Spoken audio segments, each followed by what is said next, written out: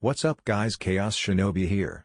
This is What If Naruto's Reborn at full power. Summary: 6 years into the 4th Shinobi War, Konoha is destroyed, so Naruto decides to time travel back to his childhood to change events with his godlike strength. Chapter 15. I winced, watching what I had set loose onto an unsuspecting Konoha. After searching for Sasuke for a while in the old-fashioned way, I made a not-so-empathetic decision and loosed his fangirls after him.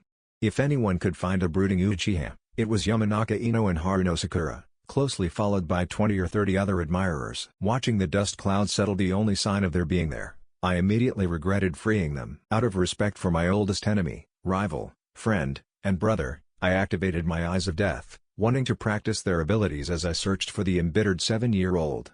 Glancing quickly across the village, I fell, my enhanced hearing ringing with voices. Once they had quieted some, I tried to look for Sasuke once more. Again, the voices screamed in my ears. I winced but tried to triangulate the source. Not seeing anyone close to me, I had a crazy idea. What if, across the park, I saw Ayame walking back to Ichiraku Ramen, her arms filled with bags of groceries? Concentrating, I directed my eyes to her. She paused for a second before continuing on her way, shaking her head. It had a different reaction to me, though. I still don't understand why I'm the one that has to go get the groceries. I can make the ramen just as good as Tucci. Then again, I'm sure Naruto would notice the difference. Ayame's thoughts drifted in and out of my head, her lips unmoving. I stood, shocked, as I realized just what happened. I had discovered another of Shinomi side effects. I shook my head, changing my eyes to the simpler Akuma no Mi to search for Sasuke. When I spotted him, a piece of my heart broke. Crying into his hands, Sasuke sat in his old bedroom in the Uchiha compound. "Sasuke?" I asked, flanked by Hina-chan. After finding the Uchiha, I let him have some time to compose himself. If there was anything I knew about Sasuke, both new and old, was that he did not want to appear weak. At any cost, he'd put an indifferent smirk on his face and insult anyone within 3 feet just to shift attention away from him so he could mourn or suffer in silence. Instead of whipping his head towards me, Sharingan blazing as I had expected, Sasuke nodded quietly and leaned forward, his elbows on his knees as he stared at the wall in front of him. "Sasuke?" I repeated, in uncharted territory. I paused, waiting for his reply. The silence thickened as I stood waiting, wondering what I was going to say next. I prayed for a miracle, but, like so many other prayers I sent to Shinigami, Kami, and any other gods, there was no reply from them. Hina-chan stood by my side, the silence and the sense of anxiety rippling through our joint seal. I was about to repeat myself when I heard his voice, quiet but determined. "If all we do is kill, then we're no better than Itachi. Let me ask you, Naruto, where do you draw the line? The line separating us and Itachi, where does it fall? You've told me that you train to protect, that's your nindo. What did Itachi train for? What drove him to become so strong, and then tear everything apart?" Sasuke said, not a trace of defeat in his voice. I paused, going over my wording. I once told you to look at Konoha. To just watch as all of Konoha worked in balance. That wasn't my idea. An old friend of mine used to lay on the grass all day, just watching the clouds go by as the world passed around him. I chuckled, remembering the many times Shikamaru was told to get moving in preparation for battle.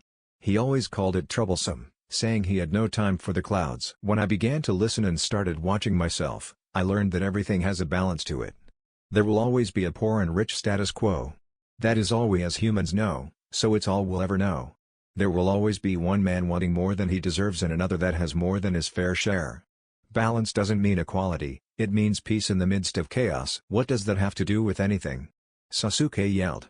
Hina-chan took a step forward and I put my arm in front of her, protecting Sasuke from her wrath.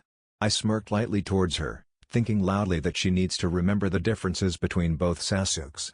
She narrowed her eyes but nodded, rocking back onto her heels. "Balance," I answered, trying not to give too much away. "The more powerful I grow, the harder you and I train, the weaker Itachi will become. If we tip the scales in our favor, we can bring him down that much easier. Kakashi is right, I probably could defeat Itachi right now. I'm not worried about losing to your brother, I'm worried about the innocent people we'll hurt and the damage we'll cause before it's finally over." "So you're going to stand by and watch while he walks away?" "No. I'm going to train. I'm going to fail the academy and graduate as the dead last. That way, when we meet Itachi, he won't know what hit him," I said, trying to seem logical to Sasuke. He thought for a while before looking up, confusion in his dark eyes. "You're going to go through with the academy? Why?" If you're so strong, why are you going through the motions? Because I struck a deal with the Hokage, I smirked, thinking back on the last conversation I had with Sarutobi Hiruzen. Flashback. Oh Jisun, I shouted into the Hokage's office, interrupting a mission report. The female jonin jumped, staring out the window. Jumping down from my vantage point on the ceiling, I looked over her shoulder. What are you looking at? I whispered, the jonin jumping once more and whirling around, kunai in hand. Izuki, I'd appreciate it if you didn't gut the Ondaime's kid, no matter how much he may deserve it, Hiruzen said, chuckling wearily. What brings you here, Naruto? I need to talk to you. Alone, I hinted. Hiruzen shook his head slowly and cleared his throat. I'm sorry, Izuki. It seems I have something I must attend to. If there was anything, please tell me later, the Sundaime said, glancing at the jonin before turning his eyes to me. The jonin sighed before glancing in my direction, nodding respectfully at the Sundaime, and exiting the room, closing the door with a gentle thud. So, he began, turning to me, what is this about? I want you to make me a jonin, I said. Hiruzen's eyes widened slightly before he chuckled. You don't beat around the bush, do you? No. There's more to it though. I'm going to fail the academy, twice. Don't put in a good word for me with Iruka and let Mizuki do his own thing. I need to maintain the timeline as much as possible. That's why I gave Itachi every bit of his other life I knew, the more that is the same, the more I can change for the better. You don't want the promotion now? I know you're strong enough to back it up, Hiruzen said, glancing pointedly at my weights. I know. I have a plan, though, I grinned. As I explained my plan, as well as its reasoning, a smile grew on the Hokage's aged features. Are you sure that's a good idea? Even I admit that Sasuke's face would be something to see, but how do you know that won't encourage him to leave? Because I know this Sasuke as well as I knew the last, at least at the end. This Sasuke will be driven more easily if he understood just how powerful I am compared to him. What are the Chunin exams? I can always sit on the sidelines. Maybe you could order me to patrol the Forest of Death for any suspicious activity. Gaara will always be in the inside if I need. If you say so, I still don't. I trust Gaara with my life, Sandaime. You may be my friend and predecessor, but I shall not hesitate to defend him. To my surprise, Hiruzen only chuckled, rolling his eyes slowly. You are admirably loyal to your friends, Naruto. No one can deny that. I was only going to say that I don't trust him not to kill Orochimaru the moment he enters Suna. Gaara may be Ichibi's vessel, but he does not possess his bloodthirst, much to Shukaku's dismay. On top of that, Gaara knows to leave Orochimaru to the two of us. Changing the timeline again. I see. You were up against the Shadaime and the Nidaime, on top of Orochimaru. If I keep the two former Hokage busy, you won't be as distracted while you battle Heavy Team. Is that it, or did you want to hang around and terrify the Anbu coming by later? Hiruzen chuckled, shaking his head. I widened my eyes and brightened my smile, the idiot grin back on my whiskered face. Can I? Please. Dismissed, Rakudime-sama, Hiruzen smirked lightly, laughing under his breath. As you wish, Sundaime-sama, I said, mock bowing. I chuckled as an Anbu entered the room, announced by a secretary. Are you sure I can't? Dismissed, Naruto. Go bother Kakashi. And flashback. What kind of deal? Sasuke seemed a mix of surprise and curiosity. His favorite kind of deal, whatever happens, he wins, Hina-chan smirked, punching me lightly on the arm. I smiled in return. Either way, I'm in a position to help you get stronger, even if you hate how, I said. I was nothing if not cryptic. Sasuke looked confused but quickly hid it behind a smirk. So what happens now? What always happens, I disappear for a few hours, you find me in the middle of training, I begin to drive you into the dirt due to my methods, and we eventually call it a day and head back to Kakashi's. What about Academy? Always ruining my fun, aren't you, Hinata-chan? I'll see you there, I guess. I'm going to check on something. Sorry, Sasuke. No tagging along this time, I said, my thoughts going back to Uchiha Tori. Sasuke huffed but turned, exiting his old bedroom. Hinata-chan looked at his back with concern but let him go. Hina-chan? Can you find my clone and tell him to resume his assignment? I need to tell a little bird some bad news and I'm afraid I'll be a while. I'm also going to go back to Gaara, I've been gone too long already. Hina-chan nodded slowly before pulling me into a tight hug. She gave me a sad smile, turning on her heel and following Sasuke out of the door. Hidden away in the noble district, the Namikaze compound stood tall, surrounded by training fields and woods. Standing near the entrance was the main house, the Namikaze Manor. Who's there? A startled female voice echoed in the abandoned Namikaze Manor. The grounds spread out in all directions, encompassing an estate large enough to compete with the Uchiha and Hyuga compounds. I walked further into the house, my house, following the voice to the main bedroom. Walking into the room, I saw Tori huddled in the corner. "It's okay, Tori-chan, it's only me," I said, my voice low. A flurry of movement and I was tackled in a hug. "Naruto-kun. What's going on? I've been here all week. The foxes outside wouldn't let me leave, I don't know." "Tori-chan, you need to listen to me. There's been a tragedy in Konoha," I mumbled, separating myself from the young Uchiha jonin. "What kind of tragedy?" Tori asked, her eyes wide and trusting. I felt a surge of uneasiness go through me. How was I going to tell this girl that I had stood by as her boyfriend killed her family and friends? "The Uchiha. They're all gone dead. You and Sasuke are the only left in Konoha," I said truthfully. Tori didn't seem to understand what I said, her eyes narrowed in confusion. "Tori-chan, I'm sorry. Everyone, your friends, your parents, they're gone. I was out with Sasuke, training. We came back to the Uchiha compound and found everyone dead in the streets. I couldn't do anything to help." Grasping my words, Tori let me go, stumbling backwards. Her obsidian eyes widened in shock and she fell to her knees. Her mouth moved incoherently and I instinctively moved towards her, desperate to help the grieving girl. I knelt next to her, placing a hand on her shoulder before pulling her into a hug. We sat there for what felt like forever. Just when she began to calm down, she seemed to remember something. "Itachi-kun? He wasn't among the dead. We don't know what happened to him. He was Danzo decided to declare him an international missing nin. Sarutobio Jisen was against it, but even he couldn't go against the elders and the council." Needless to say, my words did little to calm the grieving Uchiha. She sat, sobbing into my shoulder until the sun began to set. The sun disappearing behind Hokage Mountain, she wiped her eyes before studying me. She chuckled weakly under her breath. I glanced down at myself and found my civilian outfit striped with tears. "Sorry about your shirt." "It's okay. I'm not going anywhere," I chuckled in return, smiling tightly at the girl. She smiled weakly and glanced around the room. "Where am I, exactly?" Tori glanced around the room before taking a seat on the bed. I sat beside her and she put her head on my shoulder. "The most exact response would be in my parents' bedroom. This is the Namikaze manor." "Really? It's nice," Tori said, trying to find a compliment for the old home. "It's dead," I corrected. "I'm going to be moving back here as soon as Oji-san lets me. Kakashi's was great when I was younger, but sharing a room with Sasuke is going to get old fast." "Sasuke lives with you?" Tori asked, surprised. "Yeah, I couldn't let him live there. Not after. You know. We found his parents in the living room. I couldn't let him stay there by himself." "He wouldn't have been by himself if the foxes surrounding the place had let me go," Tori said, rolling her eyes. "Yeah, sorry about that. I told them to keep you safe. I should have known that they'd take that to an extreme." "You told them? What happened to no foxes in Konoha?" "They can't kick these foxes out. They're my summons." "You have the fox summoning contract? You're 7. Need I remind you that there have been a number of prodigies in my generation as of now? Considering whom my parents were, I'd be surprised if I wasn't this strong. My mother Uzumaki Kushina, the second Kyuubi Jinchuriki and a few Injutsu master, even among the Uzumaki clan. My father, Namikaze Minato, Konoha's Yellow Flash, Yondaime Hokage, and the seal master behind Kyuubi's current imprisoning." "You're really enjoying this, aren't you, Kit?" "You know it, Q. So, you're a self-proclaimed prodigy, hold the fox summoning contract, and eventually want to move back into your family's home. Anything I missed?" "I don't think so. What are you going to do now?" "I don't know. I'm not sure if I can go back to the compound. I'll probably just get my own place and start back with my ninja career." I nodded and we continued talking. After a long silence I glanced over at Tori, now asleep on my shoulder.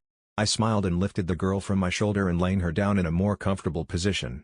She shifted in her sleep before curling up. I laid a blanket over her form before moving to the hallway. I let out a low whistle, gathering my summons. 3 mortal foxes met me. "Good evening, Naruto-sama. Is something the matter?" Ryu asked, glancing at the closed door behind me. "Nothing is wrong. I'm here to tell you that there is no more need to guard Tori-chan." "Thank you for being so diligent," I smiled at the foxes. 2 of the foxes nodded respectfully and disappeared in a cloud of smoke.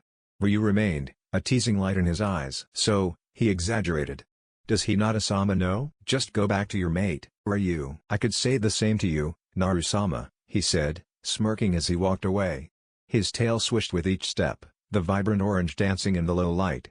He walked to the window at the end of the hall, jumping out without a glance. My senses spreading out, I located my Hiraishin seal. I sent a chakra pulse, a warning that I was coming through. I waited a moment then traveled my chakra through the empty space between myself and my seal. I opened my eyes to a new camp. The grassy fields of the Konoha/Suna border were gone, replaced by rocky crags and mountains in the distance. I saw Gaara stand from a dying fire and approach me. I chuckled, watching him pocket a kunai that he had drawn. Staying vigilant, I see. We had to, Gaara said, motioning to the two demons and Kitsune. Pyrai was in her human form, shifting out of a defensive crouch as she too lowered a kunai. QB, in his human form, smirked at the exchange. Took you long enough, Q chuckled, his voice deep and ringing. Did you rescue the weasel's bird? No need to talk in code, Q.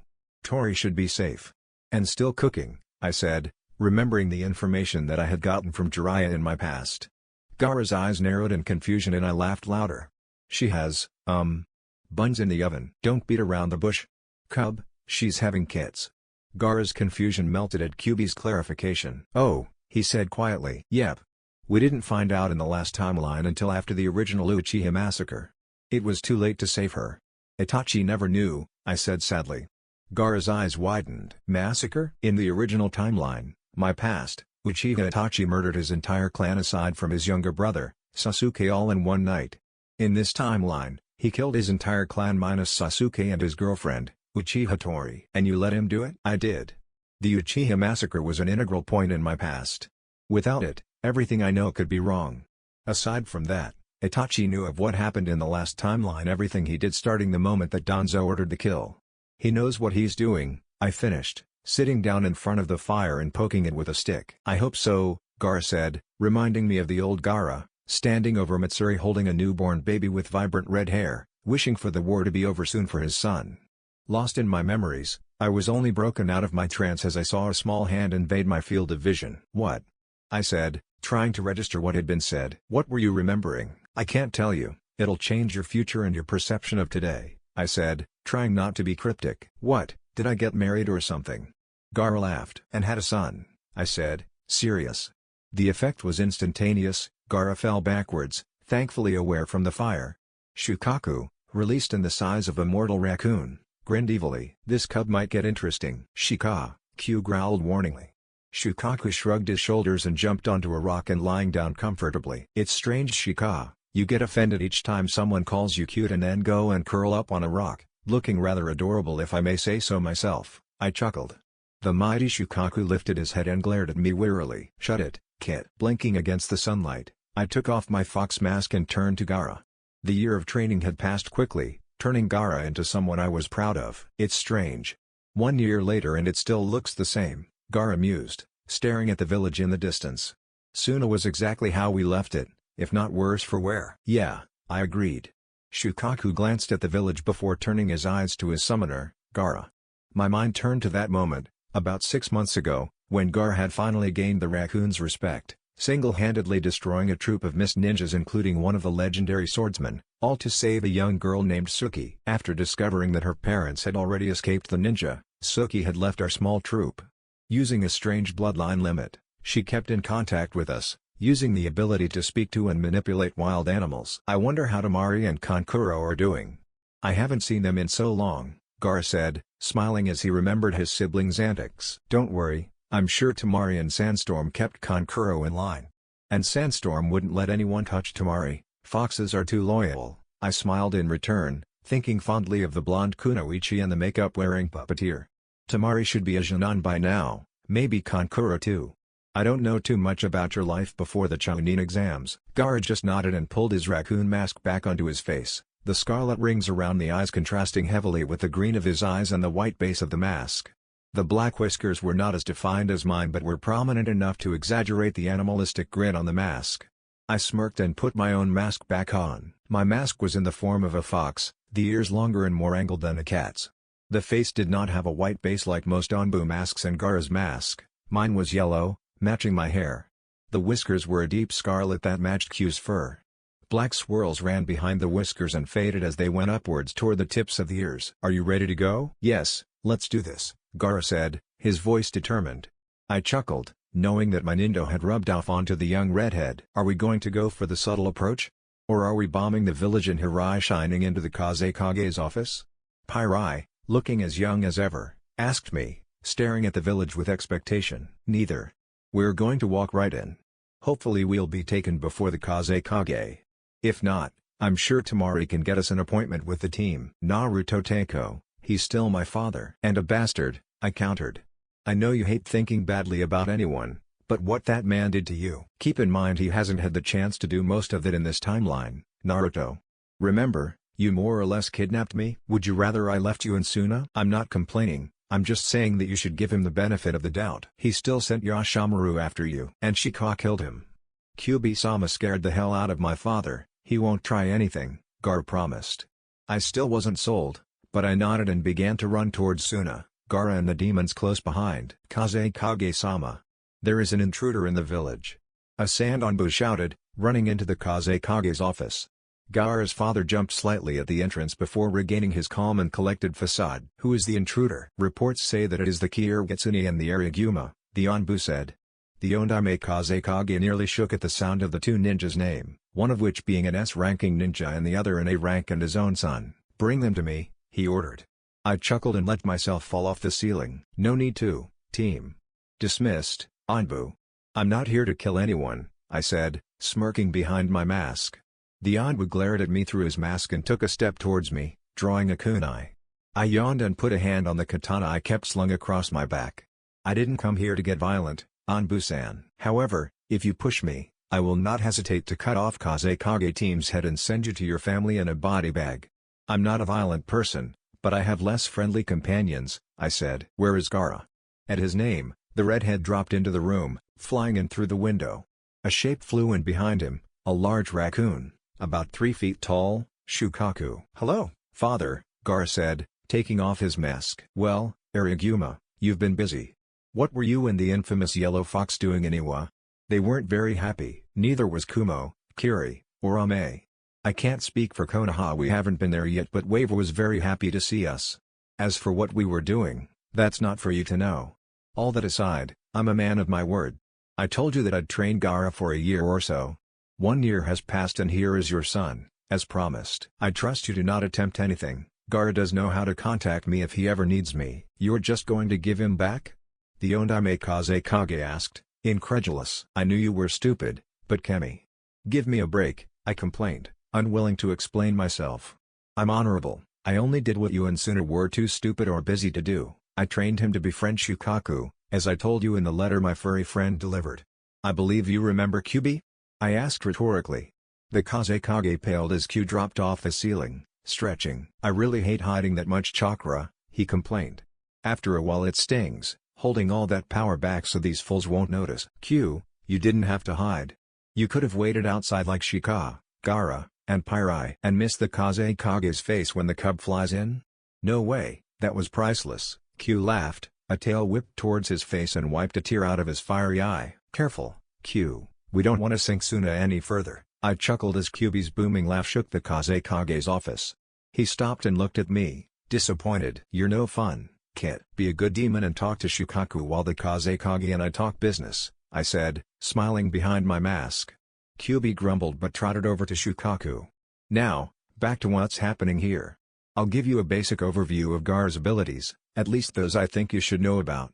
Gaara can tell you more if he chooses to, but once again, it is completely his choice. First, Gaara is the holder of a summoning contract. I won't tell you which one, just know that he has enough control and chakra to summon the boss. He has complete control over sand, a power that he has always possessed but is now more defined and precise. Next, he can successfully utilize Cage Bunshine. I'm sure you've heard about shadow clones, so I won't go into details. He is currently wearing over 200 pounds in weights. And, excuse me, how old are you, Ariguma? The Sandanbu asked hesitantly. Gaara looked at him and gave him a dazzling smile. 7.5, he said, grinning. Sensei, I think I can take over from here, Gaara said, looking at me. I nodded and took a step back, joining Shukaku and Kyubi. As Kirigitsune-sensei said, I am the holder of a summoning contract. I think it is important for you to know that I hold the summoning contract for demon and mortal raccoons, such as Shukaku over there. The seal holding Shukaku sealed within me has been improved by Kitsune-sensei and allows me to have some control over his power when Shukaku is released. I can absorb his chakra and pull him back into the seal if he misbehaves. I'm wearing 50 pounds on each leg and arm with an additional 30 on my vest. Without the weights, I have no doubt that I can beat any and all Sunin in a race or battle. I can call on Shukaku's chakra at any point, creating what Sensei called a demon cloak.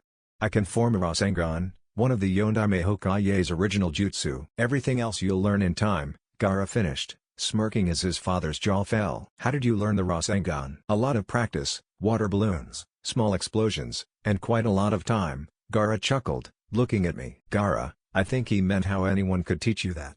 The Rasengan was supposed to die with Namikaze Minato, I explained, scratching Kyubi behind the ears. Don't worry, Kazekage. A very small number of people know Namikaze jutsu and only I know the Hiraishin. You know the... Yes, I know the Hiraishin. If you look, there is a seal above your doorway, I said, shrugging. The Yonbu stood and walked towards the doorway, standing on his toes as he checked the doorway. Turning so that he faced us, he gave the Kazekage a nod. I did that the last time I was here, when you sent Yashimaru after Gaara. When you sent for Temari, I snuck in after her and placed the seal before going back to Yashimaru's place. I've had this jutsu mastered for over 2 years of my life. And how old are you, Kyoritsune? The current Kazekage spat. I smiled behind my mask, anticipating his reaction. Kyubi and Shukaku tensed, leaning forward. Well, I just celebrated my birthday, I chuckled, remembering the small party we had thrown in Kiri. I'm 8 years old. What? The Kazekage laughed. He actually laughed. Kyubi growled threateningly but I shrugged it off, forming a Rasengan/Chidori and activating my demon eyes before staring at Gaara's father. I may be 8 years old, but I am more powerful than you can even imagine. I am the holder of the Demon Fox contract and a personal friend and vessel of the Kyubi no Kitsune. I was taught by Sharingan Kakashi and can now beat him in single combat, leaving him in the hospital while I leave without a scratch. I am the only Kitsune Sennin and my father's son. Do not try to belittle me. You will only get yourself killed. Sensei, I know he deserves it but can you make an effort to not kill my father? I'd rather not have to deal with a new Kazekage. Gaara's father began to stammer before I cut him off. Good point, Gaara, even though I told you not to call me sensei. Kitsune or Teiko work just as well. Yondaime, I'll try not to kill you while I'm in Suna. No guarantees, but I will try. Q, that goes to you too, I said. The demon narrowed his eyes but faced away from Gaara's father. I'm serious Q, one wrong move and you're sealed. I wasn't going to kill him, kid. The longer he stays alive, the longer I get to laugh at him. The Kazekage looked at the nine-tailed fox pointedly, trying to decipher his words. Gaara chuckled under his breath and I laughed loudly, not bothering to hide my amusement. Gaara's father glared at me openly and I added more chakra to the Rasengan making wind whip around the office. The Kazekage gulped and backed away. Now, Kazekage, if you are finished, I'll be saying hello to some old friends. Gaara? Are you going to come with me or try to talk some sense into your father? I'll catch up. I need to make sure he understands a few things. Don't tell him anything I wouldn't, especially about me. I'm going to be giving that speech to Konoha first. Okay. Say hello to Temari and Sandstorm for me. I'll see them as soon as I'm done here. I nodded and smiled. Remember to stick to the plan. If I don't see you before I leave, see you in a few years. Same to you, sensei, Gaara said, smiling an animalistic grin. Teiko, I corrected. Gaara smiled and nodded, chuckling quietly. Johnny, I said, pulling a Kakashi. I eased out of the window, waving goodbye to the Jinchuriki, the Ondaime Kazekage, and a very startled Anbu. Sabaku no Temari. You're still short, I smiled, leaning in the doorway of Temari's academy classroom. The jonin instructor stared at me, apparently angry at having his class interrupted. He looked over my now unmasked face and frowned, not recognizing me. Naruto-kun, Temari shouted, surprised. Her smile fell into a concerned frown. Why are you here? Is Gaara? He's fine, he's okay. I just thought that I should stop by before I go back to my village. I'm from Konoha, I explained to the jonin. He frowned and reached for his belt, probably for a kunai or shuriken. Calm down, jonin-san. I'm only here to say hello. I've already seen the Kazekage, he knows I'm on my way out. Who let you leave Konoha? You can't even be a jonin yet, the jonin exclaimed, confused. Nobody really let me leave, per se. As for my rank, I'm not technically a jonin yet. I am, however, an S-ranking ninja in the bingo book if that changes your opinion of me. You may know me as the Kyoritsune or the Kitsune Sennin. The Kyoritsune as a kid? I highly doubt that, the jonin said, rolling his eyes. I'd challenge you to a spar, but I don't think the either of our Kage would be very happy if I hurt you, I said, making the children in the classroom laugh and the jonin redden with anger. Anyway, can I have a few minutes to talk to Temari-chan? Without waiting for an answer, I walked into the room, grabbed Temari's wrist, and pulled her out of the classroom, laughing. So what is this all about, Naruto?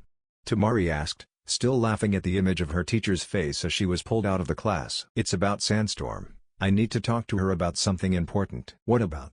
The fact that she can turn into a human, or the fact that she didn't seem to know about that ability until she transformed during training? She already turned? I'm so sorry, I meant to come back before that happened. When did it happen? Last week. Let's just say that Kankuro was very surprised, Temari said, chuckling. I smiled, imagining the puppeteer's face as he watched Sandstorm turn into a beautiful teenage-looking girl. Do you want to see her?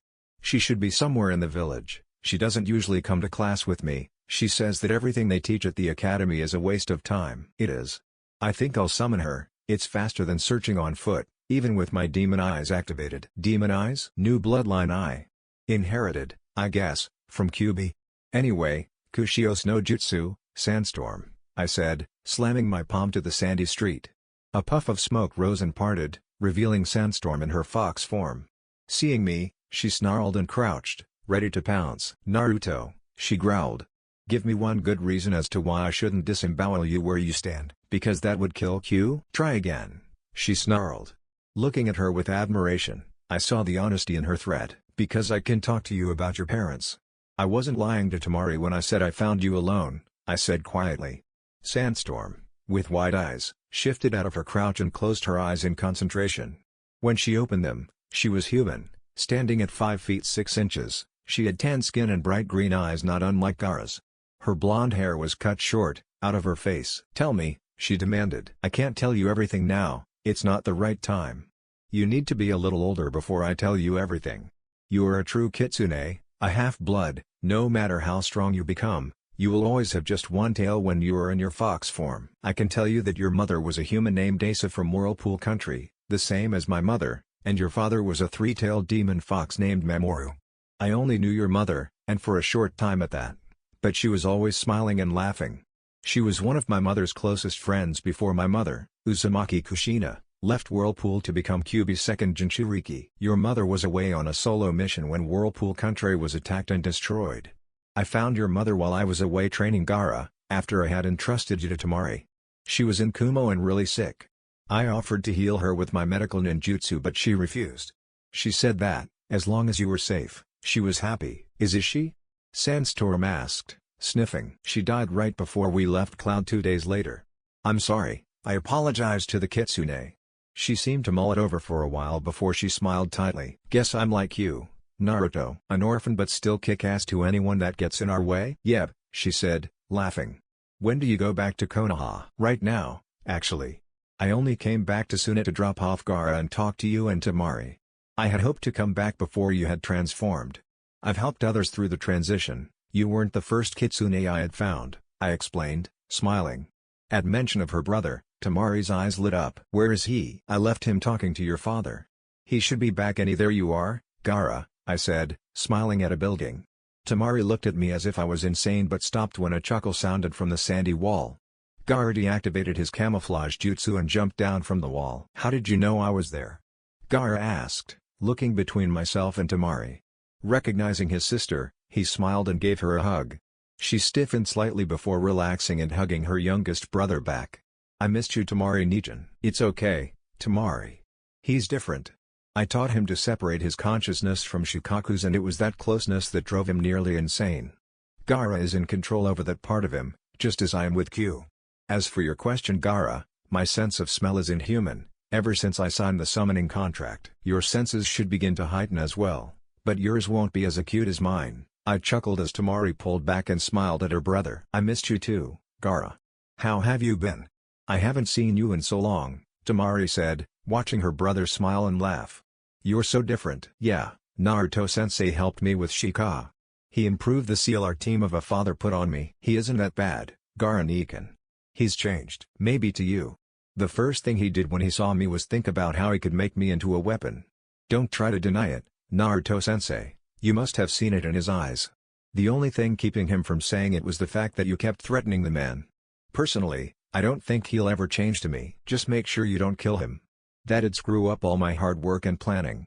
And don't call me sensei, I shouted, just noticing the suffix. Sure thing, Naruto Teiko, Gaara said, rolling his eyes, carefree. I chuckled and brushed the sand off of my pants, ready to leave. Are you sure you can't stay a little longer? Gaara asked, pouting.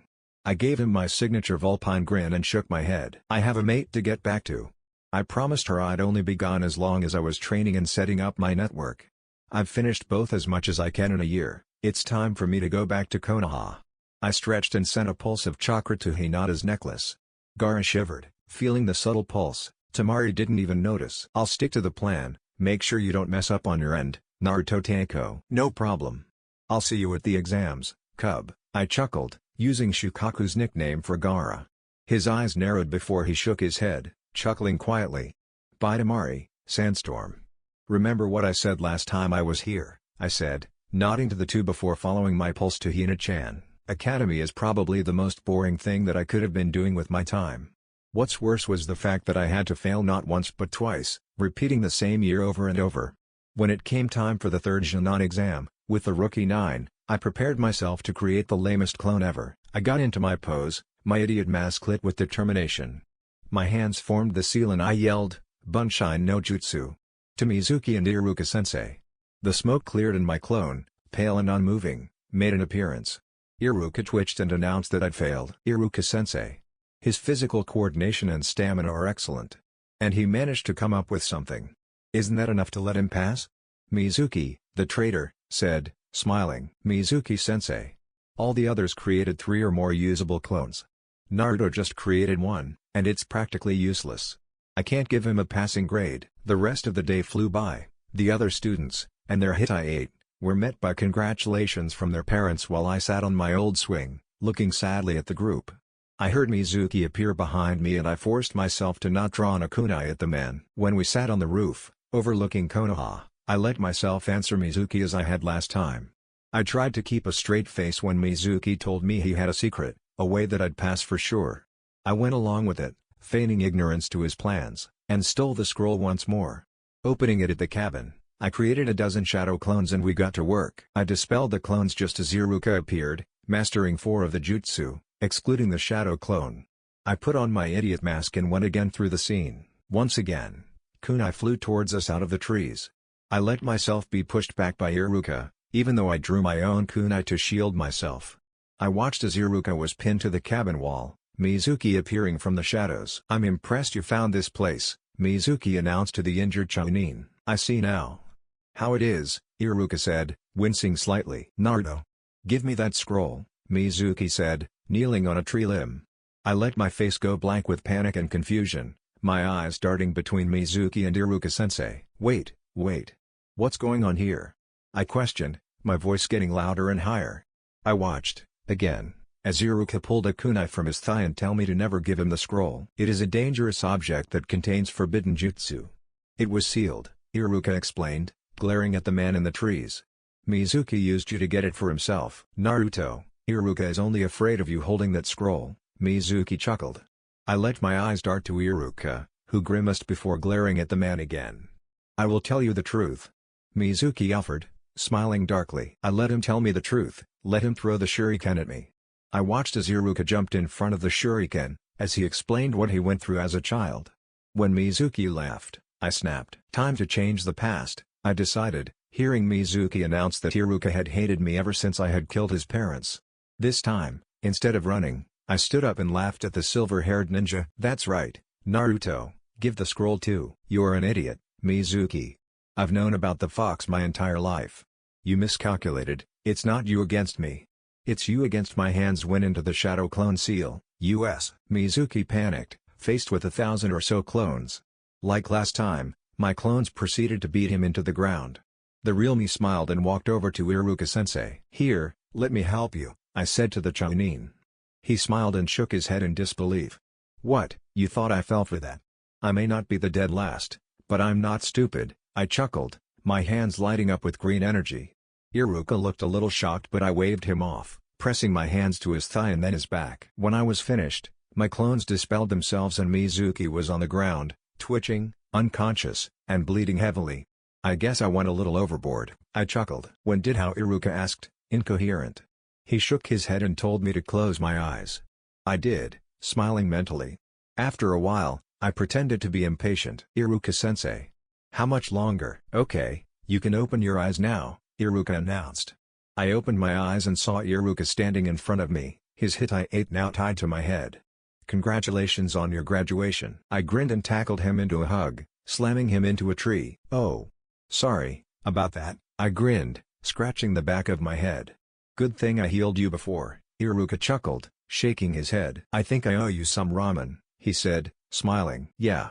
Ramen, I shouted, sending an echo around us. Early the next morning, Hokage's office. Waiting outside the Hokage's office for my cue, I was in the perfect spot to hear everything said between Hiruzen and the gathered jonin that were waiting for their team assignments. I activated Demon Eyes and stared at the wall in concentration before it appeared to melt away, showing me the gathered ninja. The Sandaime was joined by Kakashi, Guy, Kurenai, Asuma, and a number of other jonin I had spotted around the village. 2 Onbu stood silently in the corner. Before I assign definite teams, I need ninjas to test a potential jonin. Any volunteers? The Sandaime asked. Quietly, Kakashi raised his hand, earning many raised eyebrows. Seeing his eternal rival take the challenge, Mido Guy nearly tackled the Sandaime, agreeing in his own special way. I'm sure that if Lee were next to me, he would have. I shook the image from my mind, the familiar question rising in my mind, how did they make the sunset appear behind them? Not finding an answer, I saw Kurenai nod determinedly and Asuma sigh before shrugging. I'm in, he said, already sounding bored.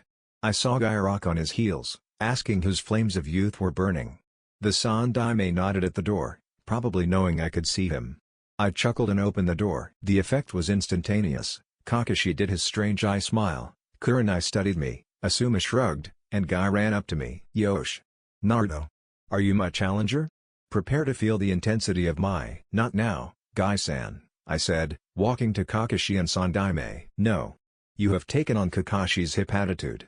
You'll be a perfect rival for Lee, Guy said, crying anime tears before calming down and smiling, giving me a thumbs up. Kakashi and I cringed in unison. So I'm fighting Kakashi, Kurenai, Asuma, and Guy? Anyone else? I asked the Hokage. He shook his head and I nodded. This'll be easy. Where are we doing this? Forest of Death. Training Ground 7, Hiruzen chuckled at my confidence. The other ninjas looked a little more scandalized. I saw Kurenai and a few of the other jonin clench their fists and Guy's eyes lit with fire. Asuma only pulled out a cigarette. Kakashi rolled his eyes and I smirked, chuckling. Can we do this quickly? Sasuke's probably wondering where I went, I said, glancing at Kakashi who shrugged. The Sandaime nodded, dismissing us. Great. Everyone meet me at the training ground and don't take too long. I want to get this over with as soon as possible. I shunshined out of the office, reappearing at Training Ground 7. I was barely finished stretching when everyone else appeared. Guy and Kurenai looked ready to attack already, Kakashi was wary, and Asuma looked bored. I chuckled, remembering how similar he and Shikamaru were. The Sandaime appeared minutes later, ready to witness. First, I need to establish a rule, I said. The other jonin, minus Kakashi, narrowed their eyes but I ignored them. I'm only going to aim to knock you guys out.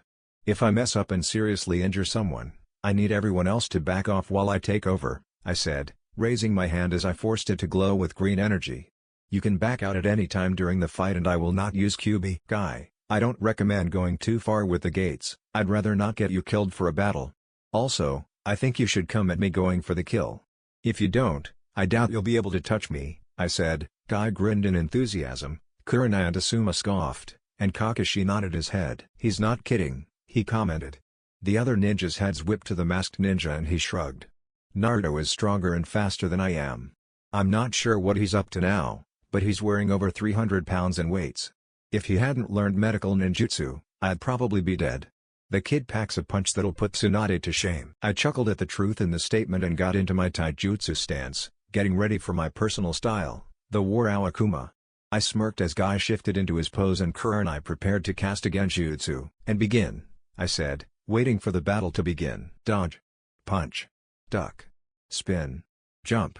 Kick. Guy and I were in a fast taijutsu battle, My Akuma no Mi already activated to ward off Kurenai's genjutsu. I was getting a little tired, but fighting 4 high-ranking jonin at once can do that to any 8-year-old. Asuma and Kakashi were fighting mid to long range, trying out as many jutsu as they could fire off, even if they were weakening steadily. I chuckled easily as Guy and I separated, the spandex-clad jonin panting heavily. Chidori. I heard a shout to my right and I dodged easily, throwing my leg out in a spin and trip Sharingan Kakashi. Kaden, Haze Kishu, Asuma shouted, his hands flying through the seals. I was surrounded in a thick gray smoke. I sucked in a deep breath and prepared for my next jutsu, one I had learned from Tamari. Fuuten, Tatsuno Oshigoto, I shouted. A tornado rose around me, dispelling the combustible ash. Asuma flew to the other side of the training ground, hitting the ground hard. I winced but watched as he picked himself and crouched, studying me. The swirling air pushed Guy away from me, knocking him to his knees. You're going to have to do better than that. Konoha-senpu, Guy shouted, closing the distance between us. I chuckled and activated the Hiraishin I had put on Kakashi earlier that morning. Appearing next to the silver-haired Jounin, he smiled. I see you got the Hiraishin down. Good job, Naruto, he said, panting as he watched Guy sail through the air without a target. I raised a hand and chopped the back of his neck. He crumpled to the ground and I moved to Kurenai. Easy way, or the hard way? Either are easy for me. I just thought I was cut off by a dozen shuriken flying towards me. I dodged them easily and saw Asuma standing off to the side, his chakra blades glowing. I'm not done, yet, he grumbled around his cigarette. I chuckled and put a hand on my katana, Kamisora, slung across my back. I withdrew the blade and pumped my wind-natured chakra into it, the blade surrounded by blue energy. I was careful to remove all of Kyuubi's chakra from my system. I didn't want a purple blade, even if it increased the devastation. You have wind-natured chakra, right? Me too, I said, smiling at the ninja. I've been practicing adding my chakra to this blade for a while now. I can keep up this rate of chakra indefinitely from what I've noticed. You're running on empty. If you use your chakra blades now, you'll pass out from chakra exhaustion, I said, glancing at the shinobi's chakra coils with my red eyes. Dynamic entry. A kunai flew past my head and I ducked, sighing as I avoided the kick. Guy frowned before smiling, ranting about my youthful flames again. That won't work on my Guy. This dojutsu is similar to the Byakugan. I can see every one of your tenketsu and how little chakra Asuma has left from all the jutsu. I can see everything in an almost complete circle with a blind spot smaller than the Byakugan. I can also tell that Kurenai is reaching for a kunai, I said, my back to the kunoichi. She froze before smirking and throwing the blade anyway. I bent backwards, easily evading the steel, only to be met by another Konoha-senpu, courtesy of Mido Guy. I winced, sent flying by the blow to my head and dropping Kamisora along the way. It stabbed the ground where it landed, digging itself to the hilt, propelled by my chakra. Yosh. You may have defeated my eternal rival, but my flames are not going to be extinguished, so I cut him off with my own dynamic entry. It was similar to his. I threw a number of shuriken to distract him, then dropped him in a spinning kick. He fell for it easily. I made sure he was unconscious before moving on to Kurenai and Asuma, both posed defensively. What? Are you done offensively? That makes this a lot less fun. I guess it'll finish this faster, I reason, walking to my fallen blade. I slid Kamisora out of the ground, the metal glinting dangerously. Watching Asuma poise his chakra blades, Kurenai tried to cast another genjutsu, immediately cancelled by my eyes. I noticed this and glanced at the kunoichi apologetically. Sorry, Kurenai-san. This dojutsu, Akuma no Mi, cancels out almost all genjutsu. So far, the only thing it can't break is Tsukuyomi, I explained. Kurenai's red eyes narrowed and she drew a kunai. I charged, playing my advantage in kenjutsu even if the jounin didn't know I had prowess. After a month in Iron Country, surrounded by samurai, and another few weeks in the Hidden Mist, with their 7 swordsmen, my kenjutsu was a lot better than it was in the original timeline, even though that doesn't say much. Kenjutsu was never a priority to the Rakudaime. I feigned an uppercut to Asuma, sending kunai to his lower body. He deflected both with his dual blades. I pretended to hit him, letting him shift so the blow was softer. He didn't notice the Hiraishin seal that I placed subtly on his shoulder. Missed me, Asuma laughed. I shook my head and returned his laugh. Look down, I said, jumping away towards Kurenai. Asuma obliged, only now seeing the explosive tags I had tied onto the kunai.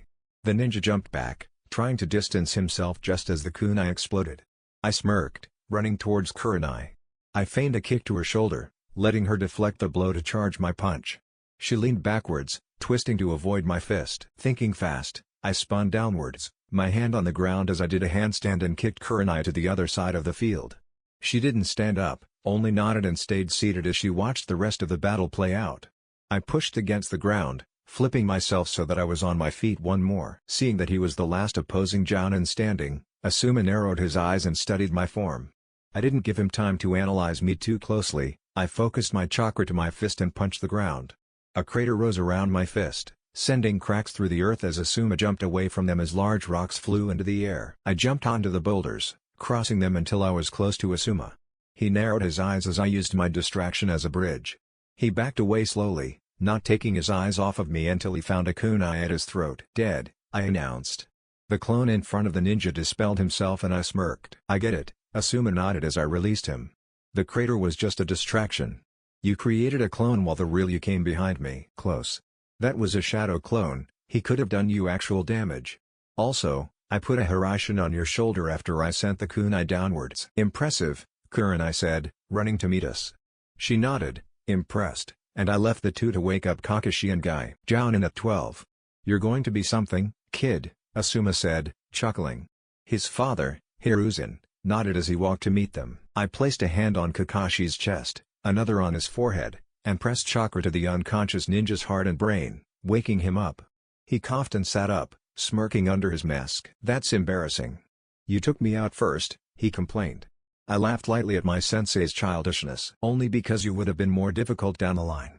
It's a shame you missed all the destruction though, I said, pointing to the crater I had made. Glancing around the training ground, I felt kind of bad. The field was really trashed. If you want details, talk to Hiruzen. I think he was recording it under that hat. Kakashi laughed at the likeliness of that and I stood, ready to wake Guy up. I was just about to repeat my treatment when the spandex-clad ninja awoke with a start, slamming his fist into my face, sending me flying back to the trio of ninjas. Kakashi broke my fall. What the hell, Guy? I was only going to wake you up, I shouted at the green beast. He winced as I let loose a wave of killing intent. I cracked my neck, dispelling the killing intent, and laughed at the indignation in Kakashi's eye. Oh, sorry Kakashi. I didn't mean to land on you, I said, getting up and offering him my hand. He took it and I pulled him up. It didn't exactly work, seeing as he was almost twice as tall as I was, but at least he didn't fall on me. While Guy went on about how he was going to train after this defeat, I turned to Sandaime. So, Sandaime? I asked, nonchalant. Hiruzen chuckled under his disbelief. I saw the hat shift, a camera lens appearing beneath the fabric before it moved back into place. I stifled a laugh. So? Naruto, you just defeated 4 of Konoha's jounin. You knocked out Kakashi of the Sharingan in less than 20 minutes, Hiruzen announced, slightly shocked. I told you that Akuma no Mi can overpower the Sharingan and the Byakugan, I mumbled, a little embarrassed by the blatant stares I was now getting from the ninjas, the only exception being Kakashi. You're 12 years old, Kurenai protested. I was jounin at 13. What's the difference of a year? Kakashi said, shrugging. The other ninjas began to talk about the possible repercussions about letting me be a jounin, but I eventually cleared my throat. Can I get a word in? I asked. When the ninjas fell silent, I smiled. Thanks. I think you all are under the impression that I'm an innocent kid. I was raised by Kakashi of the Sharingan. I've worn weights since my 5th birthday, by my choice. I'm the holder of a summoning contract as well as the first human to sign it. I can do a Chidori and a Rasengan at the same time, both high-level jutsu. I'm a seal master, as my parents were, and have befriended the Kyuubi no Kitsune. Do you really want me on D-rank missions? Kakashi nodded, backing my speech. Kurenai stumbled back, Asuma's cigarette fell to the ground. Guy began preaching about the flames of my youth and how brightly they were burning. My fist clenched and I twisted around, punching Guy into the ground. Sorry about that. I can only take youthful flames for so long, I said, lowering my fist. Kakashi chuckled as he watched his rival try and fail to rise from the crater I had created. Did I break anything, Guy? I can fix you up if you need, I shouted into the crater, 2 yards across and 4 feet deep. Guy mumbled something that sounded like a no, so I turned away from him as he went on about my hip attitude some more. Thanks, Naruto. I was about to do that myself, Kakashi said, glancing once more at the green beast. Although I don't think the crater would have been so deep. Either way, Sandaime, I think he should be a jounin. From our spars, he's already surpassed me by far, maybe even his father. He's even perfected the Rasengan without any help, Kakashi reported. Kurenai studied me, probably wondering if it was true. You know that jutsu causes damage to me too, Kakashi. That's my trump card. If I use it too much, I'll lose the ability to mold chakra in my arm, I commented, a blush rising steadily in my cheeks. Oh Jason. Do I make it or not? Hiruzen chuckled as I let the idiot mask make a small appearance, just for Asuma and Kurenai's sake. He sighed before nodding.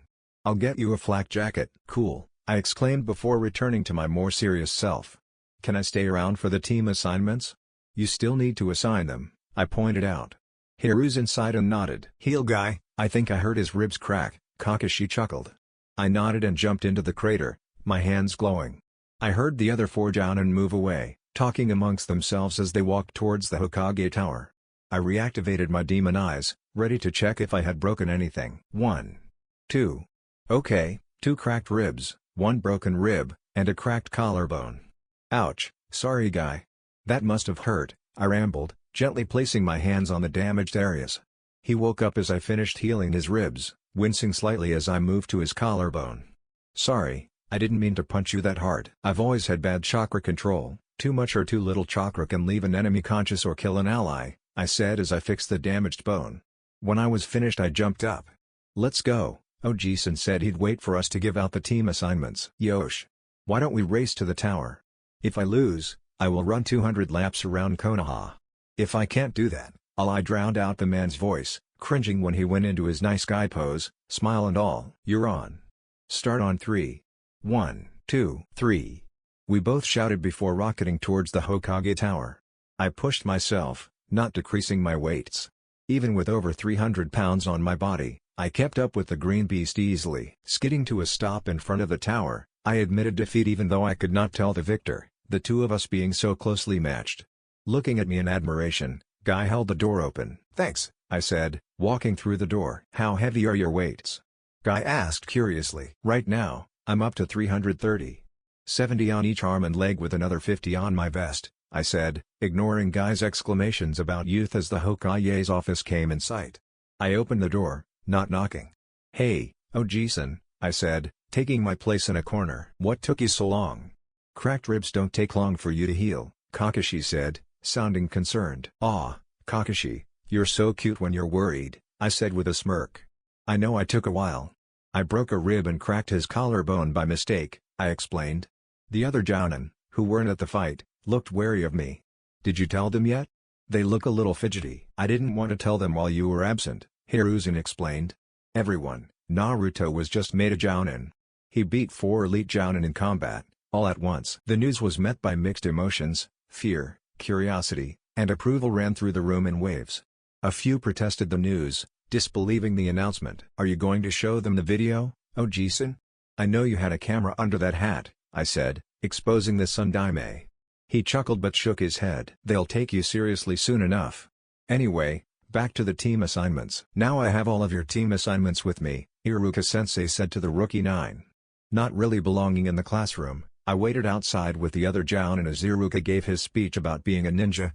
Like last time, I didn't really listen to him, only paying attention when he started announcing Teams 7 through 10. Team 7 will be a special squad.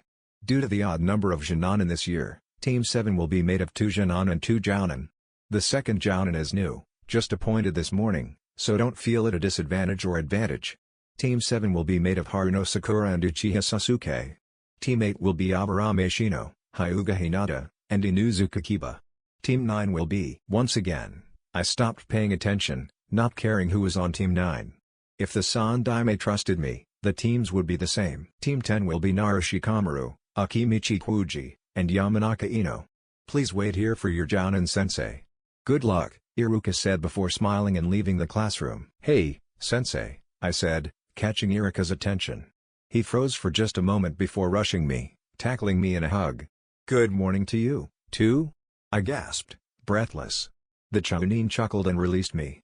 I pretended to gag as my throat recovered. What's this about your promotion?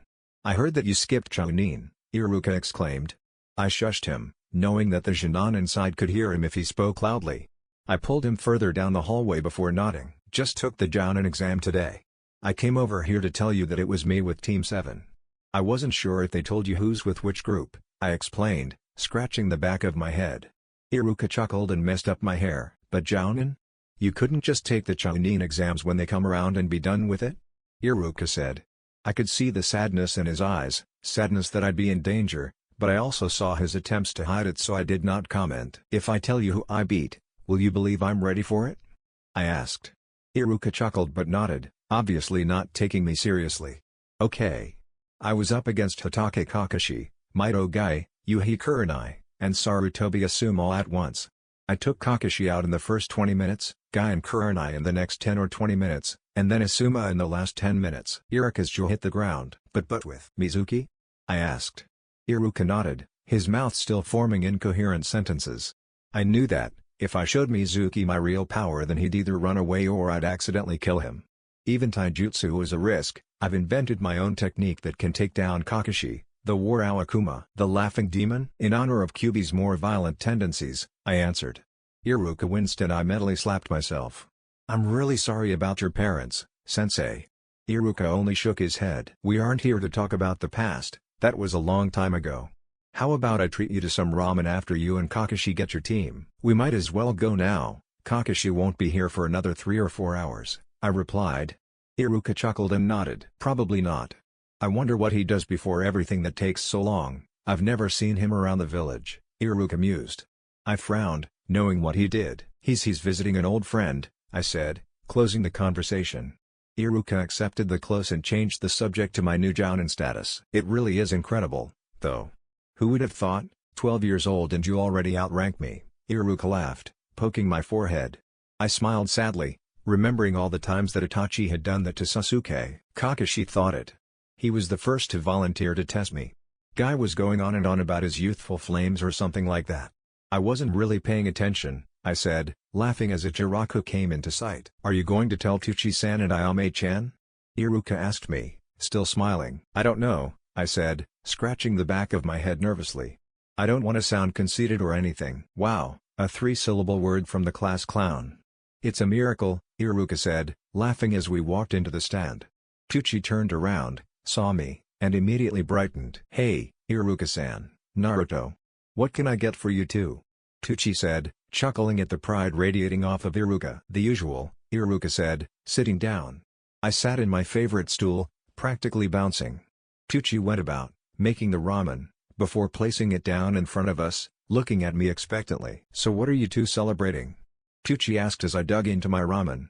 Iruka rolled his eyes and broke his chopsticks open. Naruto's promotion, he said smoothly. I thought I heard something about you graduating, Tucci smiled. Congrats, Iruka chuckled and looked at me with admiration in his eyes. It's a little more impressive than Jonin. Why don't you tell him, Naruto? Iruka asked, setting me up. I glared at him playfully and put down my now empty bowl of ramen. I'm a jonin, I said, coughing in embarrassment at the words. Tucci's eyes widened and he looked at me up and down, probably wondering if I started taking any new medication.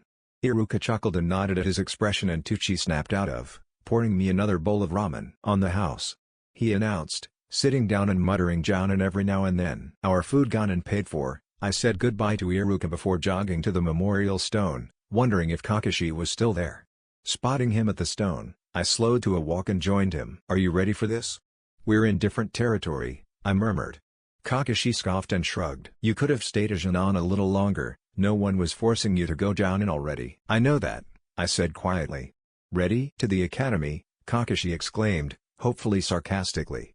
I never was completely sure if this man was going to rip someone's head off or start singing as he skipped down the yellow brick road searching for Emerald City. I laughed at the image in my head and pressed it to my seal with Hinata. I felt her mentally laugh and then turn attention back to Kurenai, talking about her likes and dislikes. I'll be waiting on the roof. Don't give me away, I want to see if Sasuke senses me, I shouted as he ran off. I rolled my eyes and took to the rooftops, running towards Hokage Tower. I sat on the rooftop, bored out of my mind and hidden by a chameleon jutsu. After a while, Kakashi appeared, coming up from the classrooms below, and nodded at me. We both were silent, waiting for Sasuke and Sakura to march up the stairs. With my enhanced hearing, I could pick up Sasuke's muttered complaints and Sakura's high-pitched squeals before I could see either of them. Said he was a new jonin. He better not be some weakling. Who is this guy? Just tested this morning. Bitter voice? Check. Aloof attitude? check. Definitely Sasuke. Sasuke-kun. After the first exclamation, I pressed my hands to my ears, wincing as my ears rang with Sakura's high voice. Yo, I saw Kakashi greet the two with a short wave. Sakura took a look around, her eyes passing over me. I thought we were going to have two jonin on our team. Where's the other one? She asked, curious. Sasuke was much more observant, his senses ranging out and finding me. You have got to be kidding me, he groaned before raising his voice to Kakashi. That Dobi is a jounin? He barely made jonin. That Dobi beat me and 3 other elite jounin earlier this morning. He deserves your respect even if you don't like him, Kakashi reprimanded him. Sakura glanced between the two, confusion in her eyes. Wait, what? Sasuke-kun, who's our other sensei? Sakura asked, her green eyes once more examining the roof. I took pity on the young kunoichi. Good job, Sasuke. You've been practicing, I said, canceling out my chameleon jutsu and stretching. Sakura jumped as I melted into the environment and I chuckled at her surprise. Hello, Sakura, Sasuke. I knew Kakashi wouldn't be here for a few hours, so I was out with Iruka, getting ramen as a reward for my promotion. Sakura jumped, startled that anyone our age could be higher in rank than her Sasuke-kun. She overlooked trying to understand my strength, immediately choosing to glare at me. Glaring is not going to make me any weaker, just as it will not make you and Sasuke stronger. Instead of complaining about my position, work on improving yours, I said. My eyebrows drew themselves together and I winced. I sound like Hiruzen. Why did I want to be a jounin? I asked, looking at Kakashi who shrugged. The vest? I don't know. Anyway. Introductions. Everyone say their full name, their likes, dislikes, hobbies, and their dream, Kakashi announced cheerfully. I winced, thinking he was on his two ahs. You first, Sakura said, glaring at me but pointing at Kakashi. The silver-haired jounin sighed but complied. My name is Hokage Kakashi. I like a number of things and dislike more. I have a few hobbies that don't have anything to do with you and a few dreams. Next? He said, going through his usual act, not giving anything away. I shrugged. Name's Namikaze Uzumaki Naruto. I love Hinata-chan. I like ramen and sparring with my friends. I don't like people who think they're better than everyone else and people who take more than they deserve. My hobbies are beating up Kakashi, the ninja glared at me, and learning new jutsu. My dream is to help rebuild my clan and I know I'm going to become the best Hokage ever, surpassing my father and living up to his legacy. Sakura? I prompted. My name is Haruno Sakura. My likes are. She glanced at Sasuke and giggled before looking back at her lap. My dislikes are loudmouth idiots who show off every chance they get. She glared at me. My hobbies are. Obviously glancing at Sasuke and giggling, I thought to myself, wondering again why I had ever had a crush on this girl. And my dream is. With a final glance and one last giggle, it was Sasuke's turn. My name is Uchiha Sasuke. I like sparring with Naruto in the Forest of Death, away from everyone else. I like my niece and nephew, even if I hate their father. I hate fangirls, he said, glaring at Sakura. My hobbies are training and getting stronger and my dream is to rebuild my clan and protect everyone I care about, he said, his glare softening before regaining its steel. I glanced at Kakashi when he mentioned his family and I smiled subtly. Not only was Tori pregnant when I had saved her, she was carrying twins, a boy and a girl. She had named the boy Fugaku, after Itachi and Sasuke's father, and the girl Tara. Kakashi winked. Would you like to do the honors, Kakashi? I said. Sakura fumed and I could see in her Sakura trying to escape. Sasuke scoffed and leaned against a wall. I think you should, he said, smiling under his mask. If you insist me to sit Kakashi? Training Ground 7 is a little trashed from my test. Where are we going to meet? Training Ground 7, he replied, rolling his eyes as if it were obvious. I think that it'll work for tomorrow's exercise, don't you? I guess. Well, meet at Training Ground 7 at 7 o'clock and don't eat breakfast or you'll throw up, Kakashi finished. We left simultaneously, Kakashi by Sunshine, myself by Narration. I opened my eyes to the Namikaze manor. I had been cleaning it up ever since I returned to Konoha so that it was ready for me to move in as soon as possible. I opened the gates, now sealed shut with a blood seal, and walked up the path. Thanks to my shadow clones, the garden was a little neater but I had always planned to keep it a little chaotic, regardless of what Hina-chan said. I walked to the front door and let myself in, the air less stale from my constant comings and goings to and from the house. I walked through the halls, seeing what else I needed to do before we started any serious missions. For D rank I could always send a clone. I doubt that even Kakashi could sense the difference and he's known me for some 23 years, Previous timeline included, of course. The kitchen was all set up and running, waiting for groceries to be stored in its empty refrigerator and cupboards. The bedrooms were still dusty and unclean for the most part, the only exceptions being my parents' old room, which was going to be mine, and the room directly next to it. Stopping at the door, I glanced into the room that would have been my nursery. I had cleaned it up, putting everything back in its rightful place. I wasn't lying when I promised Hina-chan a family. Closing the door, I walked into my father's personal study. The shelves were still dusty, the jutsu and storage scrolls still lay untouched. Never having enough time to fully explore this room, I had opted against searching it in parts. If I was going to go through this office, it would be all at once. My eyes scanned the shelves, recognizing the basic jutsu that most shonen learned. The most basic fire, earth, wind, water, and lightning jutsu were all stored here.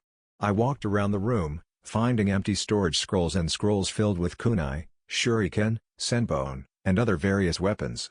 I chuckled knowing that Tenten would use these scrolls better than I ever could. I had almost put a hand on one of the scrolls when I saw something on the wall behind the shelf. Curious, I pulled the shelf away from the wall, careful not to let anything fall in my search. Lying on the wall was a small seal, about the size of a playing card, that I recognized as another blood seal, this one much older than the seal I had placed on the gates. Without a second thought, I bit my thumb and smeared my blood, Namikaze blood, onto the seal. The seal changed, it grew until it stretched a foot in diameter and then stopped. I hadn't even thought about what had happened when the area around the seal pressed inwards against the wall before shifting to the left, creating a narrow doorway that opened into a dark passageway. Following the tunnel without a thought, I soon found myself in a large room. Noticing a chandelier, I lit the candles with a weak fire jutsu. The room now illuminated, I finally saw the shelves lining the walls, much like my father's study. This room looked even more abandoned than the rest of the house, the air still and dead. I walked to the center of the room, noticing glass cases. Wiping the grime off the glass, I saw that one of the cases held a dozen of my father's Hiraishin kunai. Another held a weapon scroll holding the Namikaze sword, Mizuchi, making me grateful that I had learned Kenjutsu when I had the chance. The last was small, containing a jade ring with the kanji for Namikaze inscribed in purple ink with red waves etched around the edges. I took each item out of the case before blowing out the candles and going back upstairs to study the items in better light. Standing in my bedroom, my parents' former bedroom, I was struck by a delayed realization. I just found the Namikaze records. I thought to myself, smiling at my inadvertent discovery. I looked closer at the ring before sliding it onto my right middle finger, the ring somehow seeming to tighten around my finger. Pushing the thought out of my mind, I turned to the Namikaze sword. Opening the scroll, I found another seal. Releasing the seal, a katana appeared in my hand. The katana was not unlike my own blade, the length and weight matching perfectly. The Namikaze katana possessed a cloth-covered ebony, a short gold and red tassel attached to the end. The blade itself was slightly curved, the tip formed into a diagonal point. Etched onto the center, running up 2/3 of the blade, was a detailed drawing of a dragon swimming through water, the waves etched in gold, the dragon in red. Holding the katana, it seemed to radiate power somehow. Without hesitation, I switched out Kamisora for Mizuchi, my family's katana. Having already learned the Hiraishin, the kunai weren't as much as a surprise as the katana was. I picked up the kunai and threw it to the other side of the room, feeling my chakra get drawn to it as soon as it was airborne. Glancing out the window, I decided that I need a trip to Haiki no Senmon, the weaponry store that Tenten's father ran. I put one of the kunai in my pocket and went back into the village, resealing the gates on my way out. "Hey, Ten!" I hadn't even finished my greeting when I was tackled by a young kunoichi. "Naruto," Tenten shouted, laughing. After Hina-chan's party we had all stayed good friends, even Neji had forgiven Tenten for the marker incident. "Can't breathe. Need oxygen," I gasped. "Tenten may be the weapons mistress but that doesn't mean she's weak. Quite the opposite if my cracking ribs were a sign." "Oh, sorry. I haven't seen you in so long," she blushed lightly, letting me go. "What have you been up to?" I held a finger to tell her to give me a minute and she waited patiently. "You know, beating up your sensei," I said, nonchalant. Tenten's eyes widened then narrowed. "You beat up Guy sensei? What did you do? What were you doing?" "Yeah. I cracked a couple of his ribs, broke a rib, and accidentally cracked his collarbone. It's okay, I healed him up, medical ninjutsu," I explained, seeing her confusion. I lifted my hands, now glowing with green energy. "I was taking the jonin exam." "The jonin exam? I thought you couldn't even pass the academy," Tenten shouted, not sure if she should take me seriously. I was kind of pretending to be stupid. "It worked, didn't it?" And Sue-Drae got the fight on video if you want to see it. I'm sure he's going to show it to your father at some point." I chuckled at the man's antics. Tenten looked in between punching me and congratulating me, so I gave her the chance to calm down. 5 minutes later, she looked up with a straight face. "So what are you doing here?" "I need to talk to your father. I need another 3 dozen of my father's kunai, and I'm pretty sure your father is the one that my dad went to for his equipment." "The Hirashin kunai?" "Yep," I said, pulling one out. Tenten picked up the strange kunai and tested the weight in her hand, studying the seal and the 3 prongs. "I learned the Hirashin a few years ago, but I only just now found the kunai." "I'll go get my dad," Tenten said, pushing the kunai back into my hands. "Otosan," she shouted, running further into the store. A few minutes later, she reappeared with her father in tow. "Ah, hello Naruto. What brings you here today?" "I need 3 dozen Hirashin kunai," I said determinedly. Tenten's father nodded and motioned me towards the back. I followed and found myself in a smithy of sorts. "I already have 2 dozen, your father had ordered them before the attack and I thought that you'd eventually want them. I'll have the other dozen next week if you want to come back in," he said, pulling a box off a shelf. "Why don't you send them with Tenten to the Namikaze house?" "I was planning on having a party," I explained. Tenten's father's eyes brightened. "I heard about your promotion, congrats. Jonin at 12, that's impressive," he said, handing me the box. I opened it and saw my father's kunai glinting in the light off the embers in the forge. "Thanks. I'm already part of a team. Due to my promotion, we have a team with only 2 jonin. Sundame Oji-san thought it'd be a good idea for me to start with a team since I'm so young." "I see. May I ask who's on the team?" he said, leading the way back outside. "Myself, Uchiha Sasuke, Haruno Sakura, and Hatake Kakashi," I answered, smiling. Once we were back in the main store, I took an empty scroll from my belt and sealed the kunai in it. "That's better," I said as Tenten watched. "You use scrolls too?" "Yeah, it makes everything easier to carry around." "Oh, while I'm here.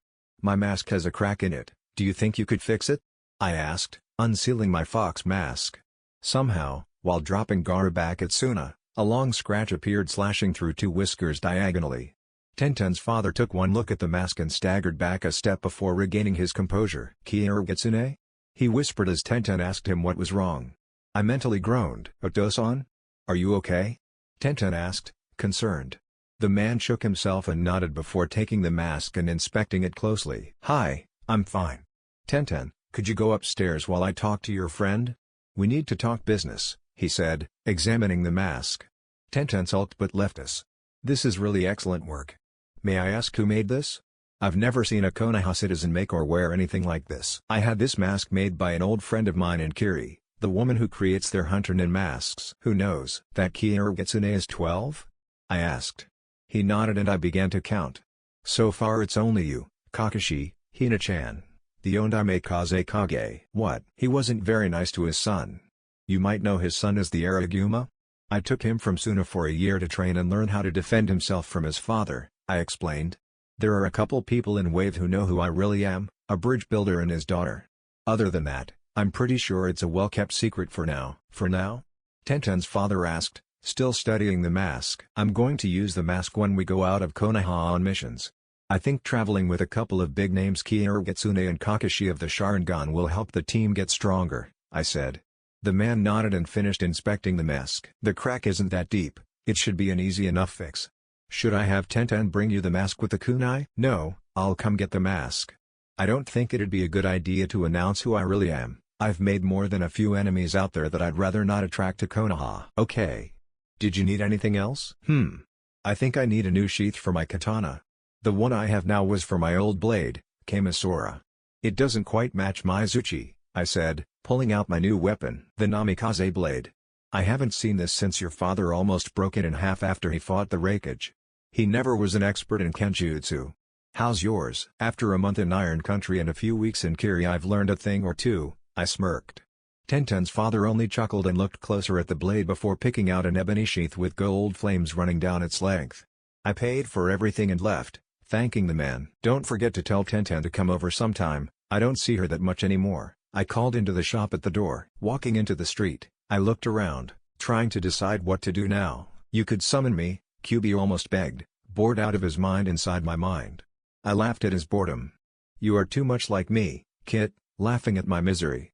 "You're lucky I don't completely hate you anymore." "Love you, Q." The demon didn't respond, grumbling to himself before he cut the connection. I smiled as he left his chakra to my use. If I didn't know better, I'd think the fox was getting attached to me. I heard a growl inside my head and I smiled. Training Ground 7. I had the best memories from this place, no matter what anyone said. I might have been tied to a log, poked in the ass, and a number of other things, but I always smiled when I thought of this place. Looking at it now, riddled with scorch marks and craters from my fight with Elite Jonin, I chuckled as Sakura's jaw hit the ground and Sasuke scoffed. Like always, the three of us were waiting for Kakashi. Unlike last time, I didn't show up until 9. When I walked up, Sakura tried to punch me into the ground. I smiled to myself, remembering how weak she was before training with Tsunade Obachan. Your Sakura began to scream at me. I winced, my sensitive ears ringing. I'm not late, I'm smart. Kakashi is always at least 2 hours late. You should have known that and come later. I also ate this morning, I announced, pointing at the 3 logs which, by some miracle, were still standing. Sakura had barely begun her tirade when Kakashi appeared, flickering into existence. Yo, sorry You're late, Sakura shouted. Both Kakashi and I winced at the volume. He began to create an excuse when I moved to defend him, albeit in a roundabout manner. No, you were 2 hours early. He's the sensei, when he shows up, you're there. It doesn't matter if you just got there or had been waiting for hours. Kakashi is infamously late, a detail you should have picked up on. Also, I'd appreciate it if you'd lower your volume. My hearing is much better than yours. Just because you're a jounin now doesn't mean you can. It does mean he can, Sakura, Kakashi pointed out. He's earned his place as a jounin by defeating 4 elite jounin, including myself, in an all-out battle. Actually, we were going all out, he was barely trying. Now, it's time for you to earn your place as a jounin. What? She asked, sounding confused. The test at the academy is only to see if you have the potential to become jounin. Kakashi began. This test is to prove that you deserve to be a ninja. Fail this, and you're back at the academy, I finished. Like last time, Sakura began to panic until she noticed Sasuke's aloof attitude. Bring it, the Uchiha challenged. I grinned evilly and Sakura took half a step back as I released some killing intent. You know that doesn't affect me that much, Sasuke pointed out. No, but it does affect your teammate. Those who abandon their mission are scum, but those who abandon their teammates are worse than scum, I pressed. Kakashi looked at me with pride, smiling with his eye again. Stealing my motto, Naruto? Kakashi said, chuckling. I smiled back and he shook his head. This is going to be a little different from the other jounin tests, because there are only 2 of you, there is a greater chance you will be sent back to the academy. Your objective is to get a bell from either myself or Naruto, he said, holding up his bell as I raised my own for the 2C before attaching it to my belt. To be a little fairer, Naruto and I will not be working together. Whoever doesn't get a bell by noon gets sent back to the academy, Kakashi announced, setting the alarm. Sakura looked scandalized and almost screamed before I put a hand on her mouth, ready to say my part. Come at us with the intent to kill. You can use anything, any jutsu you know, any weapons you possess, to attack us. If you don't get a bell, you get tied to the logs while the rest of us eat lunch, I finished, smiling evilly. Kakashi nodded. Start on 3. 1, 2, I said. 3. We both shouted. I stayed where I was while Kakashi shunshined away. I looked around at the 2, both running towards the tree line. I sighed, knowing that they'd try to play defensive until they got serious. I pushed chakra to my eyes and watched with red eyes and they hid in the foliage. I saw Kakashi, just yards away, sitting in a tree and reading his orange book. I sat down in the lotus position, ready to meditate. I sat, observing the nature chakra around me. I was careful not to absorb any. Transforming into a fox in front of 2 fresh jounin could be intimidating. I studied the flow of nature around me, noticing each time Sakura shifted her weight nervously and each time Sasuke tightened his grip on his kunai, watching me as I sat motionless. A bird flew to me, landing on my shoulder. I smiled as the bird cuddled into my neck. Sakura moved towards Sasuke in what she might have considered a stealthy move. I chuckled as she nearly tripped on a root. Sasuke-kun. Sasuke-kun, she hissed into the tree. He glanced down at her. What do you want? He growled back. We aren't going to get a bell by ourselves. Why else would Naruto be so relaxed? He must know we don't have a chance against Kakashi-sensei, she reasoned. I smiled, watching with my senses as Kakashi stood and shunshined next to her. Are you two going to do something? This is getting a little boring, he said. I opened my eyes and the robin hopped off of my shoulder, singing as it flew away. I agree with Kakashi. How about we make this more interesting? I said, my hands forming the familiar cross. Kage Bunshin no Jutsu. The forest was instantly filled with my clones, surrounding Sakura and Sasuke. As one, we spoke. I'll dispel all the clones if you two start playing offensive. It's almost 10, I announced. The clones all vanished in a puff of smoke, leaving me besides Kakashi. Are you two going to get serious? At this rate, you'll never get the bells. The two jonin jumped away and ran from us. Kakashi looked at their backs with a narrowed eye. Did you put a Hiraishin on each of them? Yep. I don't think they even noticed, I smirked, feeling my chakra drawn to the seals I had placed on each jonin's back. Kakashi sighed and jumped into a tree, opening his book again. That really is garbage. Blame Jiraiya. He's a good writer, Kakashi defended. I rolled my eyes at the ninja. So are you my sensei or am I their sensei? I asked. Kakashi closed his book and looked up, thinking. I think you're their sensei. You've surpassed me. There isn't anything I can really teach you. The only thing you taught us was water and tree walking. Everything else we learned from the Sannin, I pointed out to the copy nin.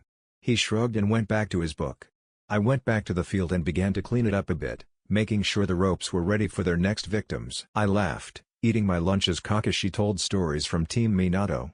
Hearing about my father as a sensei, not as a Hokage, was funny. At least it was to me. The two jonin tied to the logs didn't seem to think so. So then Rin had to deal with all the scratches that Demon Cat gave Obito and Minato-sensei. Kakashi laughed with me, remembering the good old days, chasing Tora around the leaf. How long is that cat going to live? I hear it's still wreaking havoc. Who knows? Kakashi chuckled, eating his lunch without taking off the mask. I sighed, remembering the many times Team 7 tried and failed to unmask the ninja. I remember this test, I said, watching Sakura struggle against her ropes. I was starving until my sensei left for a while and one of my teammates gave me some food. That was one of the nicest things he ever did for me. Now that I think about it, I'm amused. What do you mean? You barely graduated, how could you've had a team? Sasuke asked, breaking his personal silence for the first time. I have a life outside of you, Sasuke, I said, shrugging. That's old news. By the way, you two passed, I announced. Sakura began to shout and Sasuke glared at his ropes. Listen, this test wasn't about getting a bell. Kakashi and I are way out of your league. The point of this test was to judge your teamwork skills. Sakura, by going to Sasuke and creating a plan together, you passed the test. Sasuke passed when he didn't brush you off like usual. Aside from that, you two have to wear weights starting now, I said, pulling out a scroll that contained my extra sets of chakra weights. Right on cue, Sakura began to complain and Sasuke didn't look fazed, reminding me that I had already started him on weights. He's right, weights are a good way to get stronger and faster, Kakashi said, backing me up. I flashed him a smile and went to release the two jonin. These are chakra weights, they activate when you push chakra into them. The more chakra, the heavier they feel. Sasuke, I know you're already wearing weights from training with me so you're going to have to increase the weights. Sakura, this is your first time with weights. Don't push them too far to try to impress Sasuke, you'll only hurt yourself, I said, my hands forming chakra scalpels as I sliced the ropes. I can take it, Sakura insisted. Kakashi shook his head at her and looked at her sternly. Naruto's right, if you put too much stress on your body at once you can damage your muscles. He could probably heal you with his medical ninjutsu but I doubt he would after warning you. Okay, I said, standing and brushing the dirt off of my black jonin pants. Sakura, I want you to put 20 pounds on each leg and 15 on each arm. I'd recommend that you also get a vest or jacket that you can put weights into. Sasuke, what are you up to now? 25 on each arm, 30 on each leg, and another 20 on my chest. Good. Leave it at that for a few more days. And how much weight are you wearing? Sakura asked me. I glanced at the kunoichi and stifled a laugh, she was now kneeling from the extra weight. I'm wearing 330 pounds of weights. 75 on each arm and leg with another 30 on my vest. I'm wearing more on my arm than you have on your entire body. Don't feel bad though, I've been wearing weights since I turned 5, I said, turning towards Kakashi. He nodded and I turned back to my meditation. I felt Sakura take a step towards me, her fist raised, and I smirked, killing the idiot mask. You can't touch me Sakura, even while I'm meditating. I can see the smallest pieces of chakra when I concentrate like this. I can watch and predict every move you can make. I stopped, pressing my chakra to Sakura. She froze, her heartbeat accelerating before I released her. Freeze you where you stand. Naruto, don't do that. If you lose control of your chakra you might kill her, Kakashi warned. I nodded and stood slowly. No problem, Deiko, I said, smiling at the change in name. Kakashi turned to Sakura. I'm not going to protect you from Naruto. He is your sensei whether you like it or not. You need to obey him, now or on any mission, or it could cost you. That goes to you too, Sasuke. You've trained with Naruto, you know he is the stronger. If you don't listen to him, you'll get yourselves killed on the first C-rank mission you get. Sasuke scoffed but nodded and walked up to me. So, sensei, he exaggerated, what are we doing now? Kakashi, I think they should have the day off to get used to the weights. Sakura can learn tree walking tomorrow and we can test their chakra affinity, I planned. Kakashi nodded, already pulling his orange book out. Sakura looked eager and, as if she had forgotten about her weights, ran up to Sasuke without a second thought. He took one cold glance at her. No, he said before she even had a chance to ask him out. She began to try to reason with him and I found myself needing to hold my ears again. Losing patience, my hands went to seals. Mizu Satiru, Yoku Idena, I shouted, slamming my palm on the ground. Knowing what to expect, Kakashi and Sasuke jumped back. Sakura was not so fortunate and was carried some distance from us. Sasuke nodded at me gratefully and Kakashi shook his head at my actions. I'll go to Hiruzen and get us started with the missions, I assigned myself. Maybe I can avoid Tora for a while, that cat hates me even more than he hated. I paused, about to say Sasuke as I remembered our jonin days. I shrugged, leaving the sentence hanging. Good idea. I'm going to go read garbage? I chuckled. Uro-sennin is going to get punched next time I see him, I said as I watched Sakura, dripping wet, stalk towards me and raised a fist. Just as the fist came close to my skin, I harai-shined to the seal I had placed on her back, appearing just behind her. You need to add chakra to your fist, just at your knuckles. It adds a lot more power to your strike, I advised. The green eyes glared at me before she turned away and ran towards Sasuke's receding back. Sasuke-kun. Wait for me, she yelled, disappearing from sight as she chased him into the trees. I chuckled and turned to Kakashi, just in time to see the last of a sunshine dissolve into nothingness. Accepting the goodbye, I closed my eyes and harai-shined back to the Namikaze manor. Opening my eyes, I turned away from the gates, walking instead towards the Hyuga compound. I was about to talk to the man at the gate when I heard a familiar voice. Naruto, what are you doing here? Hiyashi asked, sounding surprised under the usual propriety. He narrowed his eyes ever so slightly before noticing my outfit, the standard green flak jacket over my orange and mesh shirt followed by my sage coat. My black jonin pants were a little dusty from the training ground but no less recognizable. Hello, Hiyashi-sama. I was wondering if I could speak to you about Hinata-chan, I stated, bowing my head slightly. Hiyashi nodded and motioned me into the compound before leading me to main house. 2 weeks later. Naruto, in position, I murmured into my headset. I'm ready, Sasuke said into his microphone. Sakura, ready. Kakashi, en route. Pushing target to Sasuke, the jonin said, stalking the creature, trapping it in a triangle made of myself, Sakura, and Sasuke. Target sighted.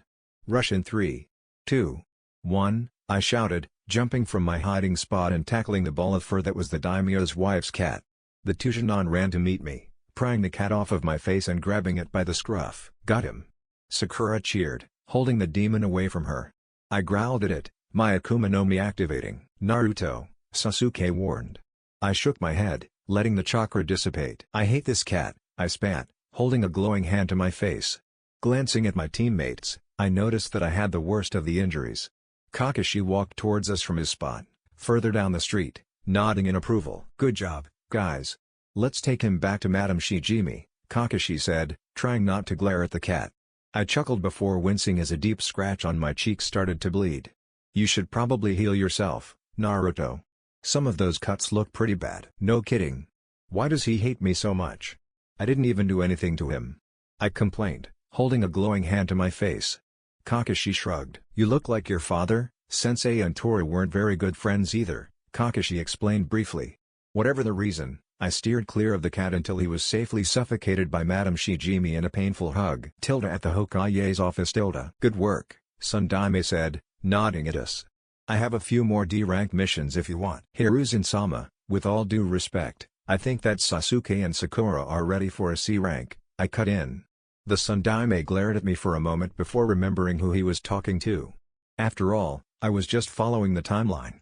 His gaze softened and he glanced back down at his papers, knowing what mission I was talking about. I do actually have a C rank here, protecting a bridge builder from the land of waves. We'll take it, Kakashi said, Sandaime nodded and looked towards the Anbu. Get Tazuna-san. He's going back to Nami, he ordered. The Anbu left, reappearing minutes later escorting an old man. Tazuna, the super bridge builder, took one glance at me and smiled. Naruto? He asked. I nodded and smiled. It's good to see you, Tazuna. How are Tsunami and Inari? I asked, walking towards the bridge builder and shaking his hand. Tazuna's eyes flashed briefly with worry, but it was soon disguised. They're well. Laying off the sake? A little. So, the Kyoritsune is one of my bodyguards? I never thought I'd see the day, Tazuna chuckled, making me wince. Hiruzen leaned back in his chair as the Anbu guards moved to defend him. Sasuke and Sakura glanced around them, confused. Did I just blow your cover? He asked nervously. I sighed before shrugging. A little. I was going to tell the village when I got back. I'm wearing the mask on all out-of-village missions, I explained, unsealing my mask and holding it up to Hiruzen. He sighed tiredly but nodded. I don't want to know, he insisted. I smiled and nodded. Probably not. I looked to Sasuke and Sakura, ready to explain. Instead of going to academy like you two did, I created an advanced type of clone, a flesh clone, to go to class.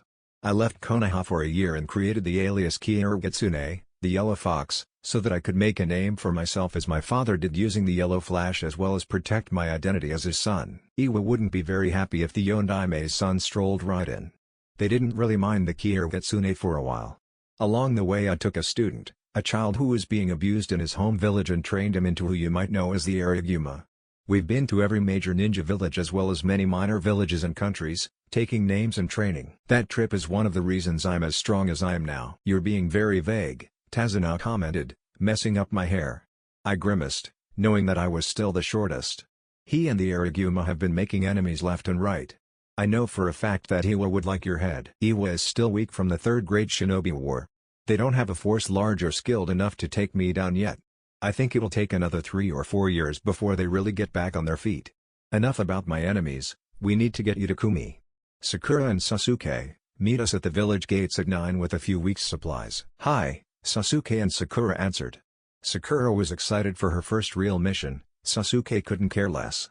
I smiled at the familiar reactions of Team 7 before glaring at Kakashi. And you will be on time tomorrow. I don't care what you do, get to that gate or I will find you, I threatened.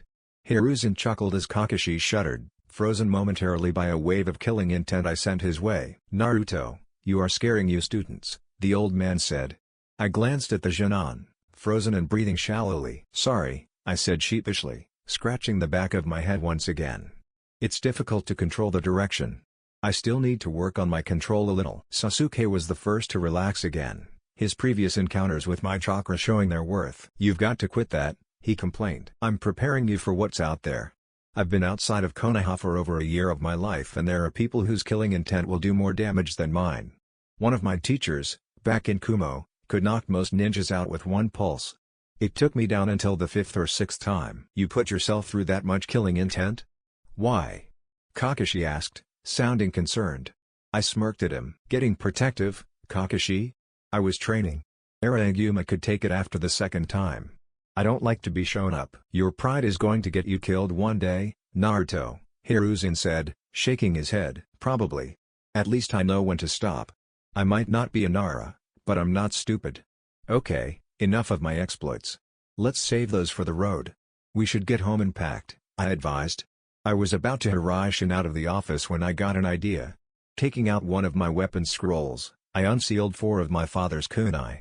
I want each of you to take a kunai before you leave, I decided. Kakashi took it without a second glance, storing it in his belt. Sasuke picked it up, testing the weight. Sakura studied the 3 prongs, and Tazuna chuckled, recognizing the kunai. Never thought I'd see one of there, he said, picking up the kunai. Don't make me regret it, I chuckled at the old man.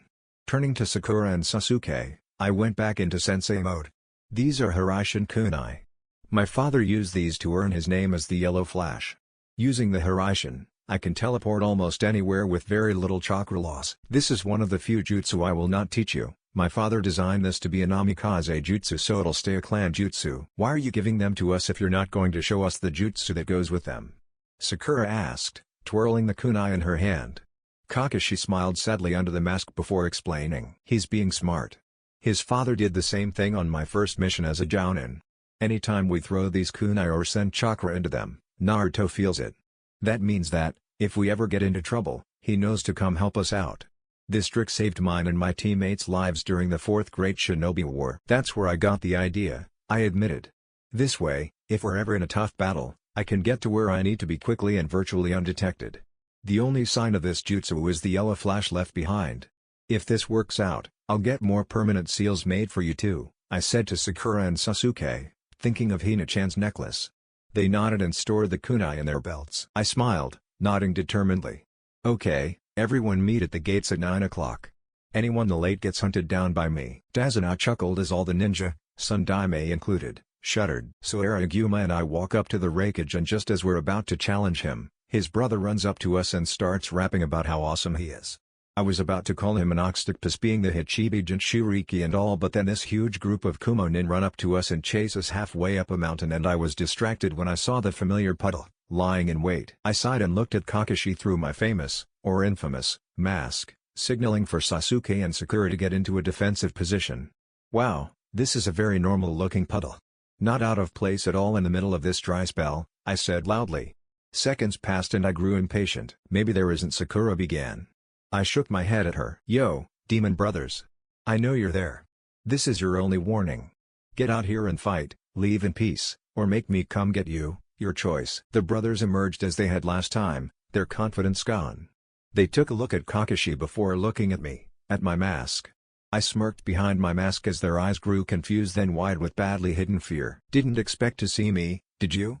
I said, paralyzing them with killing intent before shining behind them and knocking each out with a blow to the back of the head. I said, looking down as they crumpled. That wasn't fun at all. Kakashi, can you tie them up and get Pakun? I'm going to make sure they were alone, I said as I took off my mask, getting into the lotus position and stretching my senses. No reinforcements. We're good to go until we see Zabuza. Kushios no jutsu, Kakashi muttered, his hands forming seals faster than my blue eyes could see. Pakun appeared in a puff of smoke, looking interested. What's up? He asked, glancing around before laying eyes on the demon brothers. Naruto knocked out the demon brothers. Can you go back to Konoha and get some Anbu to take them away? We need to get to Wave, Kakashi explained. Pakun looked at me impressed before noticing the mask in my hand. Hey Pakun, I said, putting the mask back on. Pakun stopped, gazing at me before shaking himself, accepting the new information. Hey kid. Is that Kitsune? Kitsune-senin? The very same. Nice to meet you, I said, making my voice deeper. Pakun rolled his eyes and nodded to Kakashi. Leave it to me, he said, running in the direction we had come. We watched him disappear, making a small dust trail. Looking at my team, I saw that Sakura looked scared. Don't worry, Sakura. I don't let my teammates die, Kakashi reassured her. I nodded, smiling before I checked the ropes and nodded, signaling the team to get back into formation before we set off again. Spotting Haku, crouched in a bush, I smiled under my mask, withdrawing a Hiraishin kunai from my belt. Kakashi?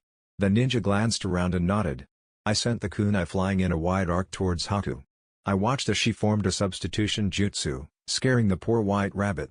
Like last time, Sakura began to complain that I'd scared her, sending kunai into the brush while Kakashi went to investigate. The rabbit was, once again, terrified. Sakura began to yell at me when I held a finger up. Sakura. This is a snow rabbit, their fur changes with the seasons so that they blend with their surroundings. Which should mean. I glanced through the trees, searching for chakra with my now red eyes. I counted in my head, letting Zabuza notice Kakashi again. I watched as he lifted his sword, getting ready to throw. 3, 2, 1. Everyone, duck. The sword spiraled through the air, slashing where my team's heads used to be. The sword stabbed the same tree and Zabuza jumped onto it quickly. He's Kakashi began, warningly. I smiled under my mask. Momochi Zabuza, demon of the bloody mist. I thought you were still in grass, I said, twirling my kunai before I lowered it to my chest. Zabuza glanced at my team before going to study me. You're looking less gray, I said, commenting on his more human skin. The ninja looked at my height before registering the mask and recognizing me. He jumped down from his sword, leaving it stuck in the tree. Kitsune, he chuckled, shaking his head. Wave must be better than Gato thinks if it can afford Sharingan. Kakashi and the infamous Kitsune. Not really, this is my team. I went back to Konoha and took the jonin exam. Wait, what do you mean infamous? Kumo? He said, chuckling under his bandages. I was minding my own business, The Rikage had no right to hunt you down after you basically kidnapped the knee girl? He cut in. Instead of pressing my point, I sighed and looked at him. Do you really have to kill Tazuna? My team is on a mission to protect him, I said. I'd really rather not have to fight you, but I will if you insist. Think I'm crazy? Haku might be a good medic, but I doubt even she would be able to patch me up after a round with you, he said. I laughed, remembering our multiple spars ending with Zabuza unconscious. Glancing at my team, I chuckled at their expressions. Tazuna and Sakura still looked terrified, not trusting Zabuza's word that he wouldn't attack us. Sasuke was tense, ready to spring to action. Kakashi was looking at me, probably wondering about what I hadn't told him about my year-long trip. Do I want to know? He asked, pointing at Zabuza. I smiled, shrugging. Zabuza was one of my Kenjutsu teachers. By the way, Momochi Zabuza, meet Hatake Kakashi. He adopted me after my parents died, I explained. Zabuza nodded at the jonin before turning back to me. So, this is kind of awkward, he said. I chuckled and glanced into the trees, looking for Haku. Haku should come out soon. She worries too much. You three can relax, I said, glancing back at Sakura, Sasuke, and Tezna. The two jonin were still playing defense, covering the bridge builder as best they could. Zabuza's not going to do anything or he'll have Haku to answer to, I smirked. Right on cue, the Kunoichi appeared, the Kiri Hunter Nin mask still in place. She looked between Zabuza and Team 7, confused before spotting me. Kitsune-kun, she greeted, smiling as she took off her mask. Where's Ariguma-kun? You don't need to call me Kira Kitsune anymore, I'm using my real name again. As for Ariguma, I took him back to Suna after training. I told his father that I'd only take him out for a year or so. Oh, Haku said, sounding a little disappointed. I smiled, knowing the Kunoichi had developed a crush on the oblivious redhead. If things don't work out with Gaara and Mitsuri, I hope he turns to Haku. I put a reassuring hand on her shoulder. Don't worry, I made sure Kazekage team knows that Ariguma is allowed visitors. Just say my name and he'll let you in, provided you don't kill him. No promises, she said, chuckling. Gaara had definitely told her of his childhood until I had come. Team? Sakura asked Kakashi, wondering what the Kazekage had done that was so horrible. I looked at her, serious. The Ondaime Kazekage ordered a number of unsuccessful attempts at Ariguma's life. The day I arrived in Suna, when Ariguma was only 6, the Kazekage ordered Ariguma's uncle, the man who raised him, to kill him. It took a long time to heal that wound. The Kazekage is no friend to me, I said, narrowing my eyes. Sakura nodded slightly and I shrugged. Either way, that's in the past. I took him out of Suna and taught him how to protect himself and others so that it doesn't happen again. You can't protect all the time, Sasuke said, looking at Zabuza's sword, still in the tree. I shrugged and jumped into the tree, grabbing the sword's hilt before throwing it down to Zabuza. It landed obediently, stabbing itself into the ground inches from the demon of the bloody mist's foot. I can try, I replied, jumping back down. We still have a ways to go. Let's go. I haven't seen Inari or Tsunami in a long time, I said, looking down the road with red eyes. Zabuza nodded, finally understanding my excellent vision, before looking sheepish. I took pity on him. I think you two should stick with us. Gaara won't be very happy about your resignation. After this mission, I can pull some strings and get your status as missing nin cleared. I still owe you one from the Kenjutsu lessons. No, you took care of that debt when you helped me with my medical ninjutsu. Now you're just being chivalrous, Haku accused. I smiled, scratching the back of my head. What if I am? I've been chased around before, it's not a good way to live. That's one of the reasons I went back to Konoha and got a team. Stability, I pointed out to the two ninja. Zabuza nodded, and Haku stared at me with gratitude. The group, now 7 people, began to walk to the bridge builder's home. Haku began to talk to Sakura about how great medical ninjutsu was and I could see the light in the pink-haired Kunoichi's eyes. Sasuke was talking to Kakashi about the Sharingan, a now familiar topic with us two. I glanced at Zabuza, chuckling to myself as he apologized for almost killing him. Could my life be any stranger? Well, you could have a demon lord sealed in your weight, already have that, Kyubei joked, pacing my mindscape. You could always summon me, he said, trying to be suave. Did I just use the word suave? Kami, I'm going insane. But no, I'm not going to summon you. Sakura and Sasuke don't even know which summoning contract I hold, let alone who the boss is. I don't think they realize I can talk to you. They probably assume that you stay quiet in the back of my mind, giving me chakra whenever I need it but staying out of my life. Well, that doesn't sound very fun. You know it would be fun? Summoning me, right about now this is just awkward. QB muttered, cutting the connection between our psyches. I chuckled, still hearing muffled growls and complaints inside my head. I kept my mask on until we saw the house, wary of any stray thugs that had thought twice in the last timeline. Stepping to the front door, I put a hand on my mask, ready to remove it just as a shape flew towards me, tackling me in a hug. I fell backwards, laughing as I unsuccessfully tried to pull Inari off of me. "Naruto," he shouted, pinning me down. I chuckled in surrender. Zabuza took one look at me and scoffed, teasingly bitter. "Sure. 2 dozen E went in? Easy, piece of cake. Haku and I? Not a chance. A 7-year-old kid? Now you're in trouble, Kitsune," Zabuza said before he introduced himself to Tsunami. "I'm an old friend of Kitsune, Naruto. I was one of his kenjutsu masters." "Hello," she smiled, her eyes drawn to the huge sword slung on his back. "Dinner will be on the table in a few minutes." The woman walked back into the kitchen, followed by Tazna. "Hey, I'm 8, Inari shouted at the demon of the bloody mist. The jonin glanced at the kid before messing up his head. "Sure you are," he said, cracking his neck. I chuckled at my old teacher's antics. "Just think, Zabuza. If I can beat you up, but not Inari, what does that say about you?" I countered. Inari beamed while Zabuza clenched his fist. "That's not a good idea, Zabuza. Maybe we can spar later in the forest, where we can't break anyone thing." "Nah, you'll just go easy on me," he shrugged, releasing his fist. "Only because I'd rather not kill you," I retorted. I turned back to Kakashi. "Are you up for a spar? You, Zabuza, and Haku against me? It might be learning experience for Sasuke and Sakura, watching 4 high-level ninja fight." "Why not?" Kakashi shrugged. Zabuza and Haku nodded. "Dinner's ready." Tsunami called from the kitchen. Sitting at the table, washed up and ready to eat, Kakashi turned to me. "When are you going to tell them?" He was vague, but I knew what he was talking about. "After the spar. By the way, you might want to leave the Hiraishin kunai behind when we fight," I said as Kakashi nodded, remembering that he carried my kunai.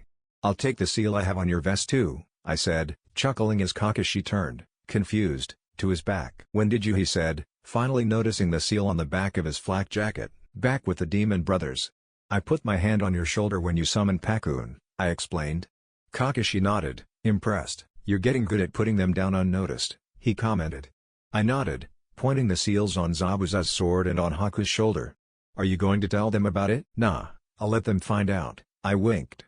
The rest of the meal went quickly, hurried by various stories and conversations. By the end of dinner, I was nearly growling at Zabuza. The man had a sick fascination with recounting each time I'd fallen on my ass during my training with him. I bit back a complaint, watching Inari and Haku laugh, surrounded by friends. "Kakashi, you count," I said, stretching. The forest was eerily silent, almost as if the woods knew that there was about to be some major damage inflicted to its old trees. The birds were silent, all either gone or watching as Zabuza held his sword aloft, Haku clutching her ice senbon easily. Kakashi narrowed his eyes, Sharingan exposed, but began the countdown. "Watch as much as you can, you too. I don't think you'll be able to pick up much, but try to focus on Naruto. On 3. 1. 2. 3. The copy nin jumped, shining into the trees. I smiled as Haku summoned her demonic ice mirrors, ready to begin her senbon assault. I disagreed, my hands forming a fire technique. "Akuma by Jutsu, Funikusu no Ikari," I shouted, slamming my clenched fist into the ground. A crater erupted around my hand, flames generating and gathering at the edges. One moment, the flames seemed about to die. The next, they rose in an inferno, surrounding me in a tornado of fire. The fire expanded in a circle, pushing Haku out of her ice and shattering her mirrors, evaporating the moisture in the air, preventing her mirrors, as well as Zabuza's mist, from making a second appearance. I killed the flames, trying not to burn the forest to a crisp. The fire obeyed, each ember fizzling out as I cut off my chakra. Turning to Sakura and Sasuke, I gave them some advice. "Get as far as you can without losing the view. Don't get yourselves hurt because you want to see how strong we are," I said, watching as Sakura nearly fell out of the tree. The two jonin nodded and retreated further into the trees, leaving the 4 of us in the clearing. "Who's next?" I was answered by Kakashi's foot, flying towards my head. Instead of dodging it, I grabbed his leg easily, stopping him mid-air. He sweat dropped and I smirked before tossing him, lightly, to the other side of the clearing. He did a flip and landed in a crouch, trying to trap me in a genjutsu.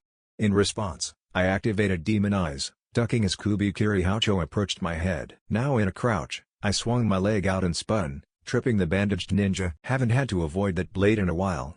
Speaking of blades that missed, have you seen Kisame's Seimada? Freaky, I said, dodging each of Zabuza's attacks. I stood up straight, looking at the ninja. Are we going to do a Kenjutsu duel? Because I learned from the samurai after I met you. I was going to train with Kisame too, but his sword liked my chakra too much. Are you going to draw Kamasora or just evade everything? Zabuza growled, a little breathless. I smiled, remembering that I hadn't told anyone outside of Tenten's father of my new blade. The katana on my back is not Kamasora. I understand why you thought that. The hilts are mostly the same. The only real difference on the hilt is the tassel. The blade, I smiled, is much more impressive. I put a hand on the hilt, sliding the blade out in a slash of movement. The steel glinted in the sunshine, the gold and red etchings shifting in the light. This katana is named Miyazuchi. This is a clan weapon, designed to be used only by the current head, I said, running a hand down the face of the blade. According to my clan records, it changes its form to match the needs of its owner. Miyazuchi matches Kamasora's length and weight, making it easier for me to wield. On top of that, I can add my wind chakra to Miyazuchi, making it that much deadlier. So you're a clan head now? At 11? I'm 12, and yes, I said, holding my katana aloft. My father was the last in a long line of ninjas. I tucked as I dodged and slashed, occasionally ducking away from a taijutsu move from Kakashi. After a while, Zabuza stumbled. I darted forward and paralyzed his arms with the juken I learned in the previous timeline. Zabuza dropped Kubikiri Hacho, his muscles failing. That's cheating, he accused. Glancing at Kakashi, he nodded. Toss me a kunai, will you? Not doubting his skill, Kakashi withdrew a standard kunai and tossed it in his direction. Just to make the mist ninja angry, I threw out a chakra thread and pulled the kunai to me, twirling it in my hand. Looking for this? I said, holding the kunai before tossing it back. The ninja glared at me before catching the kunai in his mouth. I closed my eyes for half a second, Hirai shining to the sword, now abandoned behind Zabuza. I took a step towards my former teacher and struck the back of his head, knocking him out. I think we're done. Unless you want to go taijutsu? I asked Kakashi, who shook his head quickly. Now you're just showing off. You've beat Guy with that style, I'm not going to stand a chance, he said. I shrugged and focused chakra to my hands, ready to wake Zabuza up and give him his arms back. Zabuza was out faster than I expected. Do you think he was going easy on me? He didn't even try for a Mizu Bunshin this time, I said, kneeling over the missing nin. Probably, Kakashi conceded. You didn't need to use the technique on Haku. You just wanted to show off. Your point? My point is that if you face someone stronger than us, you're going to waste your chakra in the first 10 minutes. I know when it's okay to show off. Besides, I can go into sage mode if I'm up against someone really strong, I defended. Zabuza opened his eyes and grimaced. I really hate that technique, he groaned, sitting up. When did you put the seal down? When I gave Kubikiri Hacho back the first time, I answered, smirking before following my Hiraishin to Haku. Healing the Kunoichi, I remembered the previous timeline, in which she was the one waking me up. That was a good technique, she said, cracking her neck. I grimaced. Zabuza was rubbing off on her. It broke my mirrors. Sorry about that. I probably should have used a weaker jutsu. How long have I been out? Not too long. After I took Zabuza down, Kakashi and I stopped. I just finished healing Zabuza. Before you ask, all I did was hit some tenketsu and paralyze his arms. No permanent damage. Haku nodded and stood. We walked side by side back to Kakashi and Zabuza, now joined by Sasuke and Sakura. How much of that did you actually see? I asked the two jonin. Expecting Sakura to answer, I was surprised when Sasuke replied first. Not too much, only when you were talking. What was that fire technique that you used against Haku? I didn't recognize it, Sasuke said, looking at me with an expression I couldn't place, a mix between curiosity and excitement, two emotions rarely, if ever, seen on the Uchiha's face. I'd be surprised if you had recognized it. It's a demonic technique called Phoenix's Rage. It's one of the jutsu that I can't physically teach you. Why not? Because you don't have demonic chakra or a bloodline that allows you to bypass that. Haku uses a demonic heart when she creates her ice mirrors, something she can accomplish through her bloodline. Then why can you do it? Sakura whined. I winced, remembering that they didn't know about the seal on my stomach. Haku put a hand on my shoulder. There is a reason as to why Naruto is so strong. Haku stopped talking when I shook my head. It's my responsibility to say it. Besides, I'm proud of it. You two know about what happened 12 years ago when my father faced Kyuubi? He didn't die killing it, like the younger generation believes. He died sealing it. Sealing it into what? Sakura asked pointedly. I undid my flak jacket and pushed my shirt away, showing my stomach. I pushed chakra to my skin and the black seal emerged into me. I was born right before the attack, my chakra coils weren't fully developed. My father took me to the battlefield and sealed half of Kyuubi's chakra into me to protect the village. The rest of the village was saved but my father died as per the deal. What deal? Sasuke asked curiously. I looked at him, hopeful that he wouldn't panic and run to Orochi team. He made a deal with Shinigami, his body and soul for the sealing of the Kyuubi. That is what makes this seal so inescapable for the Kyuubi. I literally have a demon coexisting in my mind. Our consciousness is separate but able to communicate. At my words, Sakura paled. I saw her lips form the word communicate and her eyes widened. It isn't what you think, Sakura. Kyuubi is not influencing me. I added to the original seal to make sure of that, I said, pointing to my addition. Kyuubi has absolutely no control over my actions. If he doesn't like what I'm doing, all he can do is growl and pace my mind. Even then, I can temporarily cut the connection between our minds, I explained. Sakura calmed down a little and I suddenly remembered that her father was killed in Kyuubi's rampage. Damn, the fox growled at himself. Can you tell her I said sorry? Get stupid Madara. If I ever see that masked bastard I'm going to. Why don't you apologize? I said, an idea forming in my mind.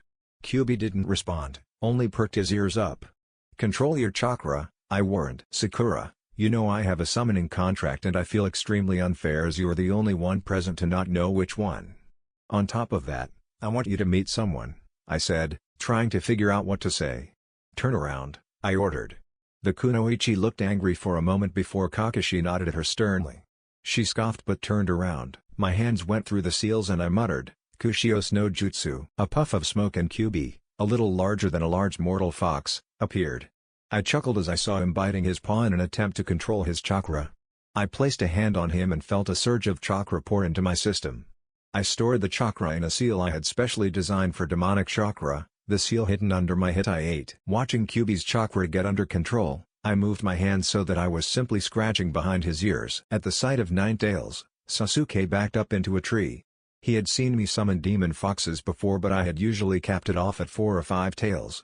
The infamous Kyuubi no Kitsune was apparently a different story for the Uchiha. Tails, I hissed. Kyuubi nodded and closed his eyes in concentration. He became just a little smaller, the 9 tails merging into one as he assumed his mortal fox form. He hated this form but took it whenever the occasion called for it. Take a look, Sakura. The kunoichi turned around and looked down, seeing the fox. Keeping his mouth shut, Kyuubi behaved admirably when he was picked up by the now cooing Haruno. Aw, he's so cute, she exclaimed, hugging the fox. I winced out of sympathy for my friend. He's one of my oldest friends. I've known this fox since the day I was born, I hinted. Moments passed and Sakura continued to squeeze the life out of a demon lord. Finally realizing what I had said, she dropped the fox and stumbled back, landing on her butt, stammering. Kyuubi dropped his head sadly. He wanted to apologize. I thought it wouldn't be the same, coming from me, I explained. Kyuubi nodded, unable to speak while in this form. He can't talk while he is in this form, he isn't in it often enough to learn with different vocal cords. I thought it'd be best if you saw him as with just one tail first. At first? She stammered, pointing at the fox. Kyuubi sighed, shrinking himself just a little more before jumping onto my shoulder, just like Koyuki. First, I confirmed. I'm the holder of the Demon Fox summoning contract, the contract of which Q is the boss summons. If I encounter a powerful enemy, I might need to summon Q. If that happens, I need to make sure you will be okay to fight alongside him. Fight alongside that thing. Do you know what? I do know, Sakura, I said quietly. I lost my father that day, just like you did. No matter what you lose, I will always have lost more, I said, thinking about the last battle, the fall of Konoha. Kakashi bowed his head, remembering the same. I know, it's just that Sakura's voice drifted off as she stared at Kyuubi, her tone softening. Kyuubi, I said, allowing the change. He nodded once, stretching before he jumped off of my shoulder and growing on the way to the ground. His paws touching the dirt, his tail split into 9. Vixen, he said, looking at Sakura gently. I know that I cannot say anything to make you trust me after what I did. I want you to know that I mean you no harm in that. 12 years ago, I did not attack by choice. A man tricked Kyuubi using his dojutsu, I said quietly. A man that many now believe to be dead. Who? Haku asked, curious. Uchiha Madara, co-founder of Konoha, I growled at the name. If my spy network is right, he's gathering followers so he can hunt down Jinchuriki. That is one of the things I was doing that year, warning every Jinchuriki I could. That is one of the reasons as to why Iwa hates me, that Tsuchikage discovered that I was trying to help their Jinchuriki, something they consider taboo. Taking down 24 of his ninjas is another reason, Zabuza said, chuckling. I glared at him weakly. I didn't kill a single one of his ninjas. All of them were only unconscious when I left. If any died, it was because their higher-ups ordered their execution for failing to kill me. What's a Jinchuriki? Sakura asked, unfamiliar with the term. Sasuke nodded in the background. Jinchuriki, the power of human sacrifice. Jinchuriki is the name that the older generations used to label people like me, the hosts of any one of 9-tailed beasts. The more tails, the more power. In theory, if I and any other Jinchuriki had a battle, I'd always be the victor because Kyuubi has a greater number of tails. However, most of a Jinchuriki's power lies in emotions, something most tailed beasts, or Baijuu, disregard. Until I humanized Q, he was a bloodthirsty demon with an intense hatred for humanity, especially towards me. Why? Naruto might be stupid but he isn't that bad, Sakura said, her voice quiet. He was my jailer, Kyuubi shrugged. You spend that many years stuck inside a kit, you start to go insane. No, you started to protect me, I corrected. He grinned and sat down, rolling in the grass. The great Kyuubi no Kitsune, fearless and merciless leader of the demonic foxes, rolling around in the grass. Sakura was right, you are cute, I smirked at the fox. He growled, sitting up and growing up. He looked straight into my eyes, exactly level. You seem to think I wouldn't attack you. And you seem to think that I wouldn't. I stopped talking, placing a hand on his shoulder, sucking up more of his chakra. I stored the chakra while he growled under my hand. Bring you down to size. Sometimes, I really hate you, Kit. We're still here, Zabuza pointed out. I blinked, looking up at the gathered ninjas. Right. Why are you still here? Zabuza, you can either stay and watch or go back to Tsunamis and tell them I kicked your ass. Haku, I'm going to summon Koyuki so you two can practice ice techniques. Kakashi, take Sasuke and teaching him your lightning techniques. If you start him on Chidori, I will hurt you. Let him work his way up until he activates his Sharingan. Sakura, you will be training with myself and Kazura, one of my summons. I don't know too many earth jutsu but he specializes in them. Sounds like a plan, Kakashi nodded before nodding to Sasuke and running into the forest searching for another clearing. I'll stay, Zabuza shrugged. Okay. Kushios no jutsu, I shouted, slamming my palm onto the grass. A puff of smoke parted to reveal two foxes, Kazura and Koyuki. Koyuki, you are going to help Haku with her ice technique again, I directed. The dark vixen nodded her head and grinned to Haku before leaving for the water. What am I doing, Naruto-sama? Kazura asked, trying not to be disrespectful in front of Kyuubi, his lord and master. You'll be helping Sakura with her earth jutsu. Teach her the seals to 2 jutsu and get a start on those.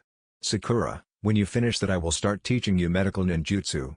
Kyuubi, you can enjoy some time out. Try not to step on anyone, I said. Sakura chuckled before Kyuubi shuddered and grew till he was easily 15 feet tall. He glanced around himself, noting where everyone was, before walking away. Are you sure it's safe to let him walk around? He's okay. I still have the connection to his mind. I can see his every thought and emotion. If he gets violent I can find him and suck him back into the seal with one touch, I said, smiling. Sakura seemed to calm down and walked with Kazura to the other side of the clearing. Give me Kubikiri Haucho, I'll take to Hiraishi and seal off, I said, offering my hand. Taking the sword I deactivated the seal with a quick pulse of chakra. I was about to give the blade back when I noticed a long scratch along the blade. Who did that? You did, just now. You didn't notice? I guess not. I was a little busy not adding too much chakra to Mizuchi, I said. Well, you added enough chakra to cut steel, Zabuza said, chuckling as he reached for his sword. I shook my hand and ran my hand across the edge, cutting my hand open. What are you? Fixing your sword. It grows off of blood, I said, swiping my hand across the scratch. It filled itself, the blade growing half an inch longer. I handed the sword back to Zabuza, my hand already closing the wound. Q's chakra is like sake. It's okay the first few shots. Any more and you're in trouble. Zabuza laughed at my analogy and took his sword back, securing it to his back.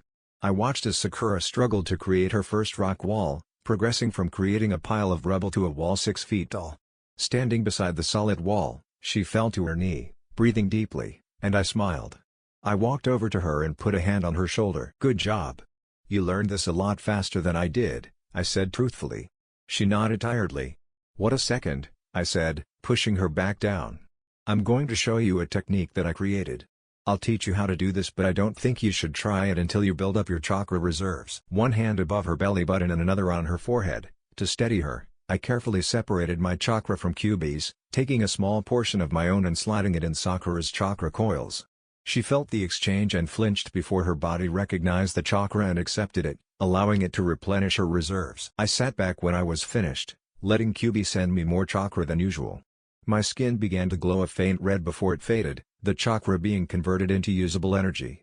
Sakura watched as her bruises and cuts faded away, as my skin shone red. "What did you just do?" "Chakra exchange. I separated my chakra from Kyuubi's and transplanted it into your chakra coils. The exchange nearly doubles the chakra, generating energy from the chakra I sent to you as soon as it enters your body, replacing what was lost and using the leftover chakra to heal any injuries you had." In theory, this technique shouldn't be possible. It eats away at the user's own energy, but I'll be fine. That's what the red glow with my skin was. Whenever I use the technique, Q sends me more chakra to replenish my stores. My body converts it to usable energy and it gets sent back into my own coils. The reason I don't want you using this technique yet is because you aren't a Jinchuriki. You don't have enough chakra to perform this technique without either falling into a coma from chakra exhaustion or dying. "So you gave me chakra?" "Pretty much. Try not to talk about it to anyone outside of Team 7. I'm going to talk to Hiruzen and get it classified as a kinjutsu." "A forbidden jutsu? Why?" "You need to understand something, Sakura. In a shinobi village such as Konoha, forbidden does not mean illegal. The label kinjutsu is a warning to anyone that tries to use them. Kage Bunshin no Jutsu, one of my favorite techniques, is a kinjutsu because of the potential harm to the user." "What harm?" "Death by chakra exhaustion. That applies to chakra exchange as well. If someone overuses it without the chakra to back it up, they could easily hurt themselves as well as the people around them. For example, if I hadn't separated Kyuubi's chakra from my own before transplanting it into you, your body would have attacked the demonic chakra." "Would that have been bad?" "That would have been very bad," I pressed. Sakura nodded, trying to look like she understood. "I changed my mind. I'm going to start on medical ninjutsu now, so do I still need to be here?" Kazura asked me.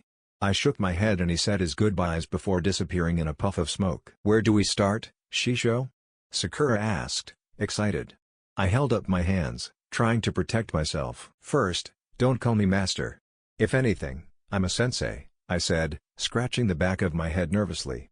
Sakura nodded quickly. "Okay. Second, what do you know about tenketsu?" "They are the points in our body where chakra gathers." "That is all they tell you in the academy.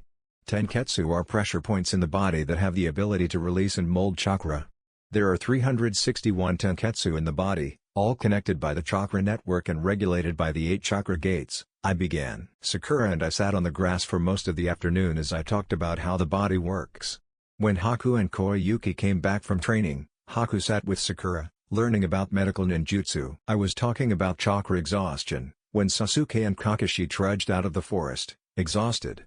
I smiled at them. "Great timing, I was just talking about chakra exhaustion. Can you two come over here?" I called, waving the two over.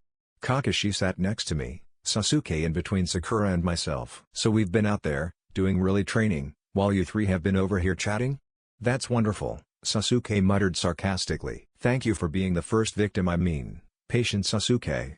I beamed, chuckling when he glared at me. "Haku, I showed you how to help chakra exhaustion last time I saw you. Will you show Sakura how to take care of it?" "Okay. Sasuke, I need you to lie down," Haku said calmly. He grumbled but stretched out on the grass. Haku put a hand on his forehead and 2 fingers hovered over his heart. Haku closed her eyes in concentration and her fingers lit up with green energy. Opening her eyes, Haku lightly tapped the tenketsu close to his heart. Sasuke twitched but sat up slowly, feeling the touch of green energy spread quickly through his body warmly. He looked up at Haku, impressed. "Thanks," he said, flexing his right hand. "Good job, Haku. Sasuke, take it easy for a while. That technique is designed for short term only, so rest up and get some food." "Okay, Sakura, your turn." "Hi," she said, ordering Kakashi to lie down. He sweat dropped, but obeyed. Sakura mimicked Haku's pose, one hand on the jonin's forehead and 2 fingers held above his heart. She narrowed her eyes at her fingers and they lit up with green energy obediently. Watching the jonin, I smiled, remembering her similar expression of concentration as she worked over Kankuro after his battle with Sasori. She touched Kakashi's tenketsu and he lay still, knowing what to expect. The masked jonin smiled before sitting up slowly and nodding to Sakura. "Perfect, Sakura. You have a lot of potential," I praised. Sakura beamed and looked at Kakashi who nodded. "Good job, Sakura-chan," Haku said, smiling. "It took me a few tries the first time but you got it on the first. Naruto-kun is right, you have a lot of potential." "Thank you, Haku-chan." Sakura cheered. She had almost turned to Sasuke before remembering our conversation. Flashback. Why do you die if you open all 8 gates? The 8 gates all have names, either hinting to their location or describing side effects. The 8th gate is named the Gate of Death. As the user opens more and more gates, they gain more power and can easier access the chakra stored naturally in their bodies, but at a huge risk. Risk? Yes. The first gate, the Gate of Opening, allows the body to use muscles to their full potential. In truth, we don't use 80% of our muscular power to keep them from degeneration or disintegration. The fourth gate, the Gate of Pain, increases speed and power to the point where you can easily tear your muscles apart. The seventh gate, the Gate of Wonder, shreds muscle fibers. If anything or anyone touches the user after the gate closes, it causes extreme pain.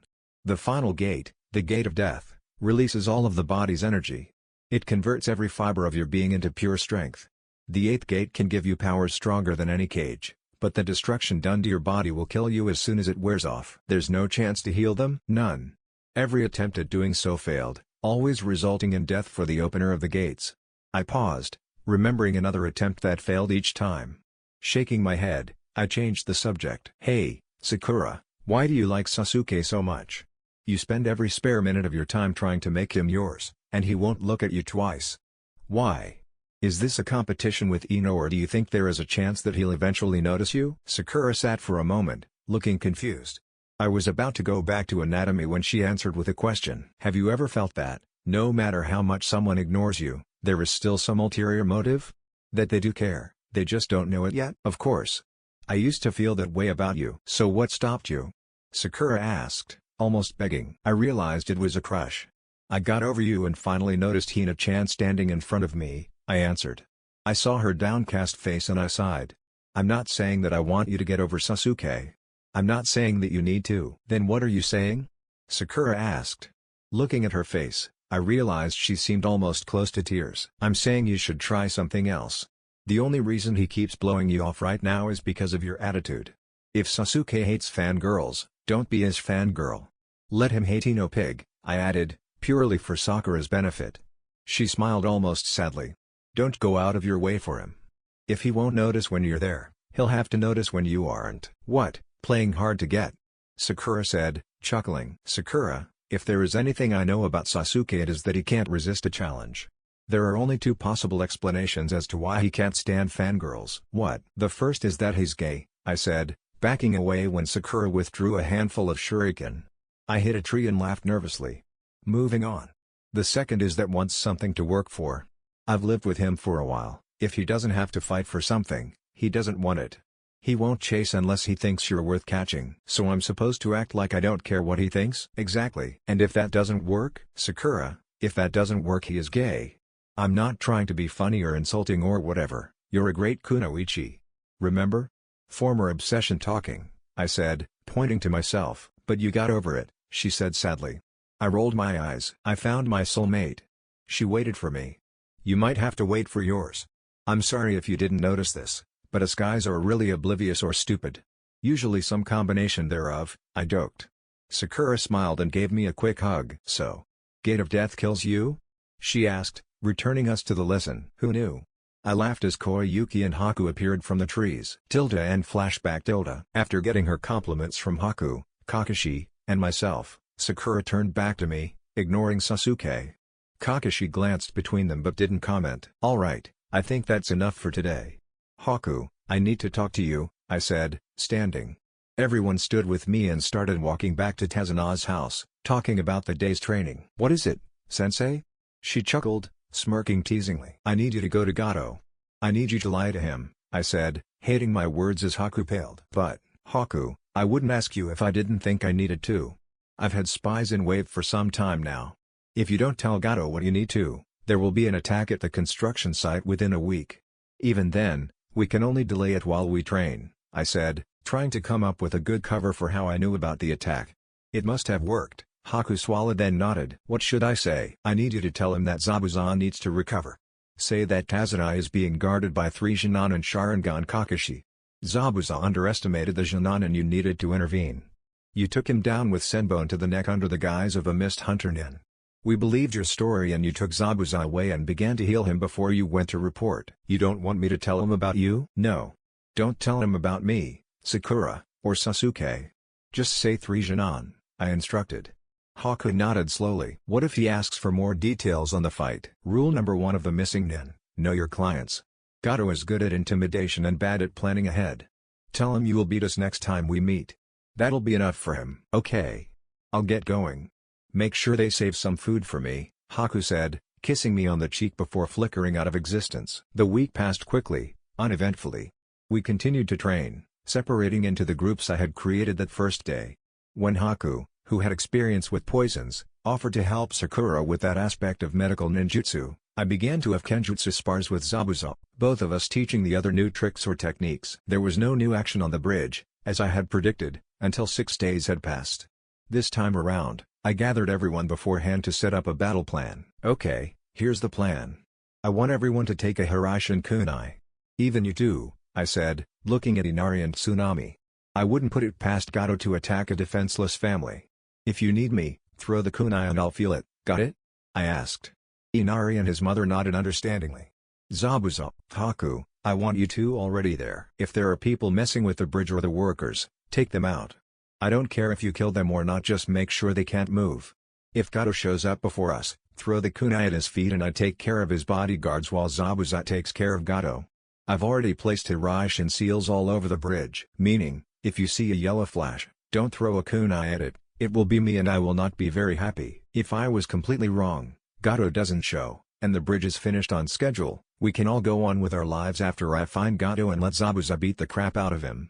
Any questions? Yeah, what is everyone else doing while you do all the work? Sasuke asked, glaring. Fighting each other. We need to pretend that we are still enemies. Sasuke will fight Haku while Kakashi and I fight Zabuza and Sakura will protect Tazuna with Koyuki and Kazura. Okay, why am I fighting you?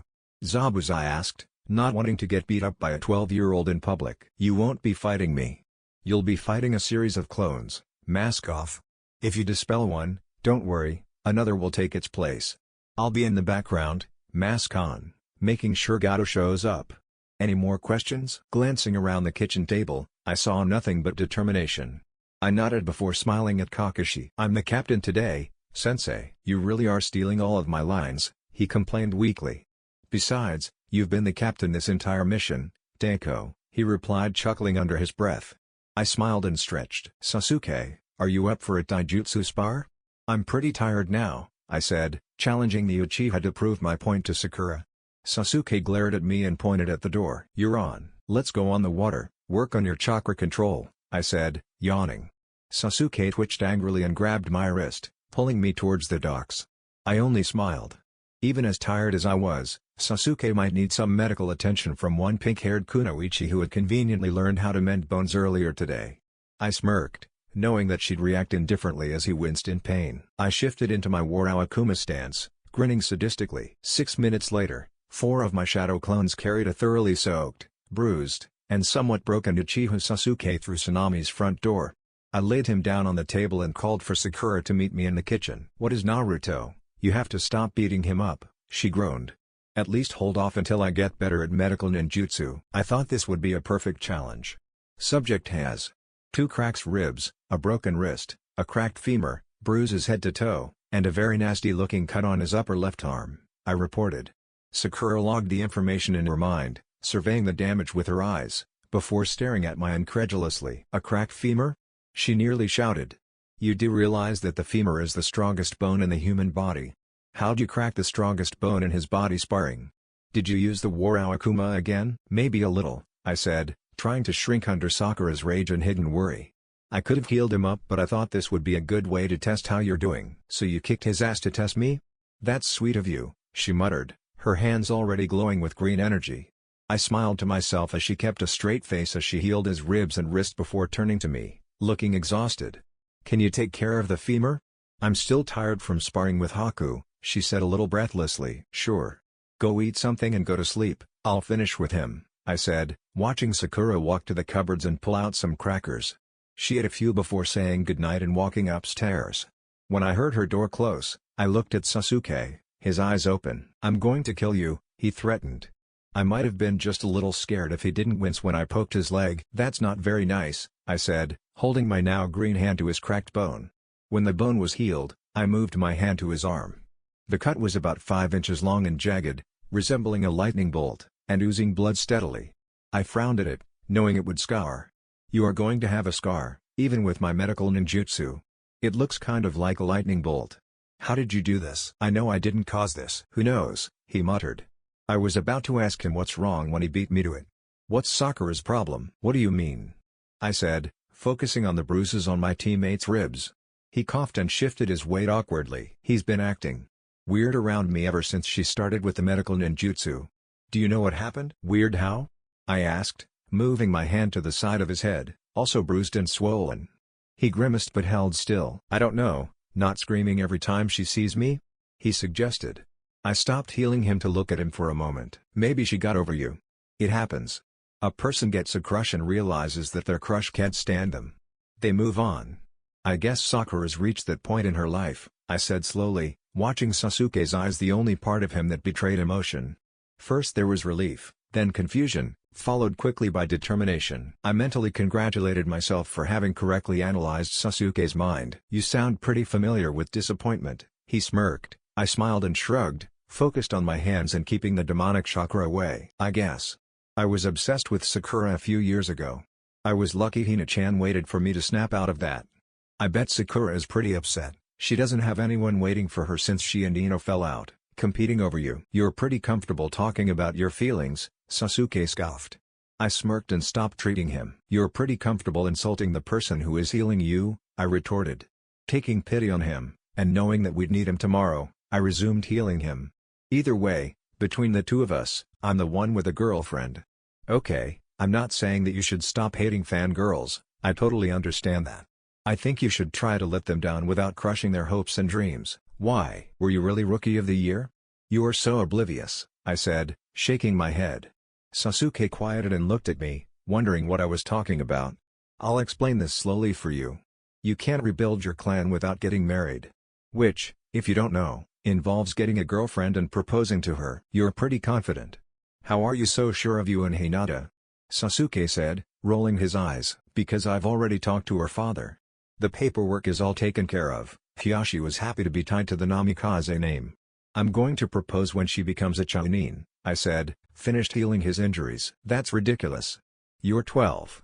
He sat up on the table, his eyes shocked. "I'm a jonin. If you hadn't noticed, as soon as this team gets broken up I'm to be sent out on potentially suicide missions. On top of that, Hinata-chan is my soulmate. I picked up more than whiskers from Kyuubi. I know how to recognize my future mate. What do you have to say for yourself? You don't let yourself get close to anyone." Noticing how loud I was, I bit my tongue while Sasuke came up with a reply, also quieting. "If you hadn't noticed, everyone I've gotten close to is dead," he growled. I glared at him. "So what am I?" "I was there with you, Sasuke," I said quietly. "We were training and I bought you ramen. Or don't you remember? I was with you the first time you saw Fugaku and Terra. I was next to you when you saw the balance of Konoha. I've trained with you and sparred with you for years.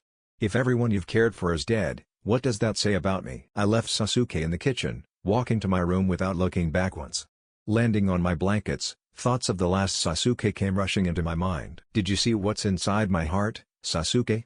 If you saw what I saw, save all of your hate for me. I'm the only person who can take it. When we fight, both of us will die." I froze my thoughts, stopping the memories. I forced myself to fall asleep, focusing on tomorrow. I didn't sleep well, but I never expected to. I woke up first and woke Sakura up, leaving her to wake up the others as I went looking for Sasuke. Not finding him in the house, I dashed to the clearing we'd been using for training. Seeing him lying on the grass, surrounded by small craters and fallen trees, I smiled. It was Sasuke to spend all night training this time. "Sasuke. Sasuke, "Wake up," I said, shaking him. When he refused to wake up, I frowned, seeing how little chakra he had left. It wasn't enough to be dangerous, but it could endanger the mission. Thoughts aside, I did another chakra exchange. He woke up as the chakra entire his system, jerking him awake. I held him down until his body accepted my chakra, then released him, sitting down as my skin flushed red. Glancing down at his healing scrapes, Sasuke flexed his muscles and noticed that nothing hurt. "What did you do?" he asked. "Medical ninjutsu I created. I'm going to make it a kinjutsu as soon as we get back," I decided, feeling my own muscles slow before Kyuubi healed them. "Why? It worked really well." "Yeah, but it can kill the user. Not me, a normal person," I said, calming the confused panic that rose in Sasuke's eye for just a moment. "If I had your or Sakura's chakra reserves, that jutsu would have killed me." "What's it called?" Sasuke said, glancing at me. "Chakra exchange. I transplanted my chakra into your coils. Very easy but dangerous for you." "Why?" he asked, the suspicion narrowing his black eyes fractionally. "Kyuubi. If I gave you any of his chakra by mistake, your body would reject it and fight it, treating it like an infection. That wouldn't be a problem except for the fact that demonic chakra is much more potent than human chakra. It would take over in a matter of minutes and dissolve your body from the inside out. Any questions?" "Seriously?" "No," I smiled before taking up a serious facade. "It probably wouldn't dissolve your body. Just give you a very painful, lasting death. But that's not important, I'm good at separating the chakras." Sasuke didn't look convinced. I chuckled before getting serious again. "Everyone else is leaving, we need to oh no," I said, feeling the kunai I'd given to Inari thrown. "What is it?" "Trouble at the house. Get to the bridge as fast as you can. I'll take care of Inari and Tsunami. Sakura isn't strong enough to really battle with Haku," I said, closing my eyes. I put my mask on quickly, ready to disembowel some thugs. I stayed long enough to hear a confirmation but no longer, opening my eyes to the living room. I think I heard someone in the man's next words were cut off as I slit his throat. I dashed behind his body and took him down. I took them to the front lawn and burned them with a quick but powerful fire jutsu. Seeing Inari staring at me with wide eyes, I saluted. "Sorry, I can stay. If there's trouble here." I was cut off, my Sakura's kunai thrown. "Get the villagers, meet me at the bridge." Once again I closed my eyes, opening them to a battle. Kakashi and Zabuza were fighting, each seeming to give it their all. Haku was still hiding in the trees and Sasuke had not yet arrived. "Sasuke?" Sakura asked. "On his way. I needed to go back to the house." "Don't worry, Tazuna. Inari and Tsunami are fine. I need to help Kakashi." "Kushios no Jutsu," I shouted. Kazura, Koyuki, and Kyuubi appeared in a puff of smoke. "Sorry, Q, need a little chakra," I said, putting a hand on his leg. He shrunk and my body converted the demonic chakra into usable chakra. "Koyuki, Kazura, defend Tazuna with Sakura." "Q, we're going to fight Zabuza.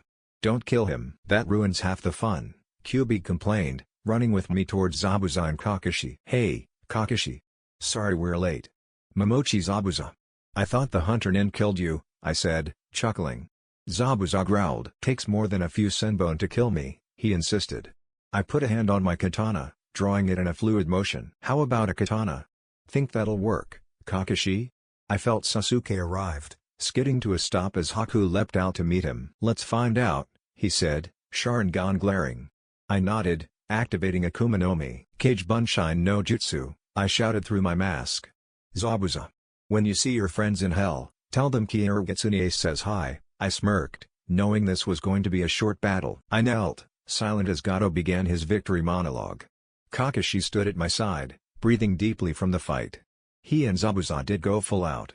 "I gotta work out." "It's a good thing you're so vulnerable now, Momochi. I was planning on killing you anyway," he chuckled. Haku was safely out of the way, knocked unconscious by Sasuke during their match. "But, I had never expected to see the Kyoritsunie. I never heard you were a team player." "Iriguma, Bairai, Suki, Yugito, I'm never by myself, if that's what you mean," I shrugged, standing. "But a bunch of jonin? Your standards are lowering, my friend," he laughed. In a flash, I had a kunai at his throat. His bodyguards moved towards me before falling to the ground, each slashed by Zabuza's decapitating blade, held in my right hand. I heard Zabuza complain about me taking his sword, cracking his neck as Kakashi helped him to stand. "Don't insult my team. You miscalculated, Gato," I whispered in his ear. I dragged him through the Hiraishin, locking onto Kakashi's kunai.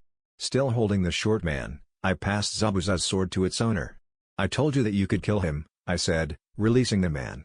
Zabuza grinned under his bandages. "Run, little man," he growled. Gato jumped and ran towards Tazuna only to have Haku jump up and slash a kunai across his chest. The man fell back. "You couldn't let me have one?" Zabuza asked Haku. The girl only grinned at the now bleeding man. I turned away as the man began to scream, turning towards his army of thugs. "As for you," I shouted. "Anyone brave or stupid, I don't judge enough to face me? No? Not one person? Okay then, Kage Bunshin no Jutsu," I shouted, surrounding the army with clones. "Try not to get too much blood on the bridge," I said. Each of my clones grinned sadistically, their blue eyes turning red as they activated demon eyes. They stored their kunai and rushed the thugs, striking tenketsu instead of slashing their enemy. I watched as my clones did the work, turning to Zabuza and Kakashi, both looking at me with wide eyes. "What, Naruto? You're scaring the jonin," Sakura yelled from the other side of the bridge, walking towards us. Kazura and Koyuki walked at her flanks, Tazuna close behind. I smiled as Sasuke and Haku, flecked with blood, joined the group. I took off my mask and smiled sheepishly towards the jonin. "Sorry," I said, scratching the back of my head. Zabuza laughed, turning towards Haku and giving her a proud nod. The girl beamed and her smile lost its bloodthirst, becoming gentler and sweeter. Kakashi rolled his eyes before pulling his Hittite back over Obito's eye, turning to Tazuna. "I don't think you'll have any trouble," Kakashi said, glancing at the thugs my clones had taken care of. Tazuna nodded, messing up my hair again. "Nice work, kid," he chuckled. I ducked from his hand, grimacing. "Stupid chakra," I muttered. Glancing up, I saw Sakura looking at me, confused. Q's chakra makes me grow slower. I'll probably be short for the next 2 or 3 years. Either way, I think this mission is over. Yeah.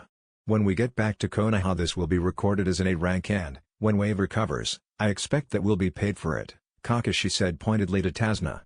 He nodded, smiling sheepishly. "Zabuza, Haku, you two should come back with us to Konoha," I suggested. "Sandaime is smart, he'll trust my word but he'll also want to meet you." The two nodded and I smiled as Inari and the villagers ran up. "We missed it?" I heard Inari shout from the other side of the bridge. I shrugged and followed my kunai to him. "Just barely. 10 more minutes and you would have seen everything. What's important is that Gato is dead and his thugs are either dead or paralyzed. The paralysis will wear off after a few hours so I think you should decide what to do with them before that," I said, pointing at the hired hands. "Oh, yeah. I need the 2 kunai I gave to you and your mother." "Yeah, she thought you might," he said chuckling, holding up 2 Hiraishin kunai. I smiled and took them back, resealing them. "Do you have to leave already?" "Yeah," I said, looking back at Team 7. "If I don't go with them the Hokage would be disappointed." "You're pretty close to Hokage-sama, aren't you?" Inari asked, glancing at my team, laughing together. "He's like my Oji-san. He let Kakashi adopt me and I'm pretty sure he's been pulling strings to make sure I'm safe when I'm in Konoha. I've been surrounded by Anbu for most of my life, they only stopped when I became an official elite jounin," I explained, thinking fondly of the professor. I yawned and stretched as Sakura ran towards me. "Naruto-sensei, we're getting ready to leave," she reported. Inari looked a little surprised at the suffix but I waved him off. "I'm coming, I just want to say goodbye. I'll be back as soon as I can, Inari." "Believe it," I chuckled.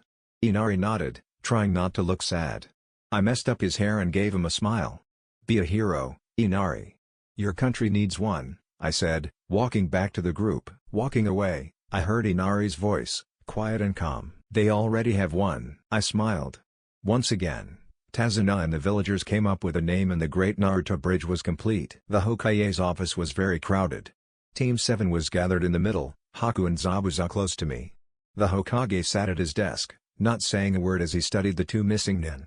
The Anbu beside him looked tense and I struggled against a laugh as their hands twitched towards their swords.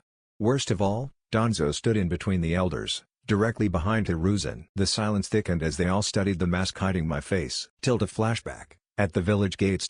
"Oi, Naruto," Kakashi called behind me. "What's up?"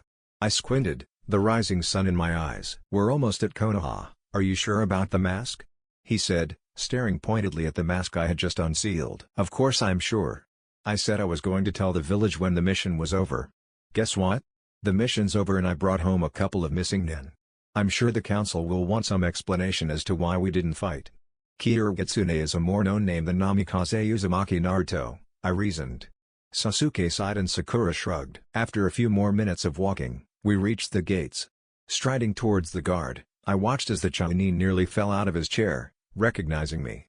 I looked back at everyone else. "Yes, you do have that effect on people," Haku answered before I had a chance to ask. I sighed and looked back at the men, not touching my mask. "You tell the Hokage, Danzo, and the Ninja Council to get their asses to the Hokage's office. I know where it is, I'll meet them there." "Johnny," I said, shining into the village, close to the gates. I heard Sakura report that Team 7 had returned from a successful mission, apologizing for the Kyogetsune's, rudeness. I chuckled as the jonin nearly fainted, waving them all in without a glance to Zabuza or Haku. And flashback. "Why are you here?" Narashikaku asked warily. I shrugged, lowering my voice. "Iwa, Kiri, Ame, Kumo, Suna, Taki, Tani, Ishi, Yumi, Yuki, and dozens of other villages and countries later. You'd think people would stop asking things like why are you here and what do you want? I don't usually answer that type of question." "Good start, Shikaku-san. Try again." I smiled behind my mask, trying not to let the humor into my voice. Shikaku thought before glancing around me. "Where is Naruto?" he asked. I nodded, smiling. "And that is why you are jonin commander," I said, letting my smile color my voice. "There is something I need everyone in this room to know about.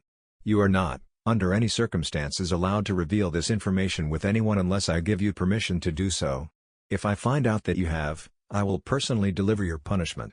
You may leave now if you don't want the temptation." This is highly sensitive information which, as of right now, only 13 people in the world know, 6 of them being in this room. Nobody left. Glancing around the room, Shikaku cleared his throat. "What did you want to tell us?" he asked, his eyes catching the Namikaze ring on my finger. I stared him down, forcing him quiet. "My identity. If my real name escapes this room at this point in time, I can guarantee that Iwa and Kumo will get over their differences and forge an alliance so that they can attack Konoha, probably allied with the Yondame Kazekage." "Why would they attack us? We didn't do anything to Kumo and we haven't touched Suna or Iwa since the last war," Inoiki asked, his eyes wide with indignation. Shikaku shook his head. "Unknowingly and indirectly we have invaded them," he said, making Inoiki turn on him. "It was not ordered by anyone in the leaf, Inoiki. Take off the mask, Naruto." The inevitable gasps filled the room. Sasuke scoffed, rolling his eyes while Haku and Sakura laughed with each other. I moved my hand to my mask and took off the yellow mask. Shikaku nodded, a little smug. "You always were sharp, Shikaku-san. You saw the ring, right?" I said, holding up my right hand as the scarred ninja nodded. I coughed, turning to everyone else. "Okay, yes, I admit it. I am the Kyogetsune, Kitsune Sennin, and Namikaze Uzumaki Naruto." I meant to continue dramatically but I took one look at Danzo's bandaged face and cracked up.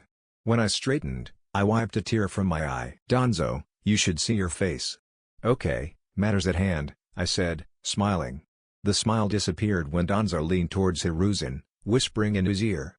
With my hearing, I heard every word. "See what I told you? The boy was meant to be a weapon from day one.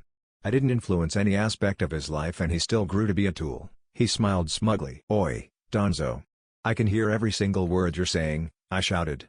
I calmed down, glancing at the other ninjas who had not heard a word. "Danzo is boasting about how perfect a weapon I've become without his influence." "Too bad you have emotions," Kakashi said sarcastically, winking his visible eye. I shrugged. "If only, right?" I chuckled, not looking behind me. "There is a reason why I never wanted to be rude, Danzo. You treat people like chess pieces on your political chessboard. You dehumanize people," I said coldly. "Kushios no jutsu," I muttered. Having been privy to my thoughts, Kyubi appeared the size of a normal fox. I put a hand on his head and sealed away the chakra he could not control before he could try to destroy something, driven by his chakra. The shinobi in front of me stepped back as one, only Team 7, Haku, and Zabuza staying in place. Sakura even scoffed at the reaction, ignoring her own initial response to Kyubi's thrashing tales. "Yes, Kyubi no Kitsune is standing in the Hokage's office. He is not doing any damage, not killing or hurting anyone, and has been doing that each time I've summoned him unless I specifically tell him to do so," I said, watching Q sit down, releasing a low growl. "Danzo," he snarled. "If I didn't have a debt to this village, I'd kill you where you stand." The room was silent until Inoiki nodded at the fox. "It's strange, seeing you outside of Naruto's mindscape," he mused, walking out of the huddle and towards Kyuubi, many council members trying to stop him. "Quiet, Kwuza. He and Naruto are good friends. Kyuubi wouldn't try anything if he thought Naruto or his friends may be injured," he said, brushing off the Akimichi's warnings. "Yamanaka," Kyuubi nodded at the blonde ninja.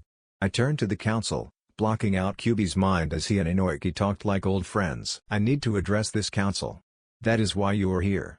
I call a council meeting in 40 minutes to discuss the futures of missing Nin Momochi, Zabuza and Yuki Haku," I announced. "Granted," Hiruzen said, nodding. "Where will they stay for the duration of the meeting?" "At my house. I need to pick up a few things before the meeting," I replied, nodding at my Kenjutsu teacher and medical ninjutsu student. "Also, I request for the meeting to be given top priority status. We are talking about 2 human lives that shouldn't have to wait for their answer." "Granted. The council shall meet in the council room at noon," the professor announced. The council members all left, getting ready for the meeting and going to tell the clan heads that weren't there. "Team 7, congrats on your first real mission," I said, smiling at my team. "I'm giving you 2 days off. Don't waste it." "Dismissed," I ordered. The 2 jonin smiled and walked out of the office. "Hiruzen Oji-san, I have a mission request." "Didn't you just give your team a chance to relax? You just came back from a mission." "This is important. I'd like to be allowed to leave Konoha. I'd like to find an old student of yours." "Which one?" "Senju Tsunade," I answered seriously. "Sakura has immense potential as a medical kunoichi. I can teach her everything that Tsunade can, but I can't give her the same relationship from student to master.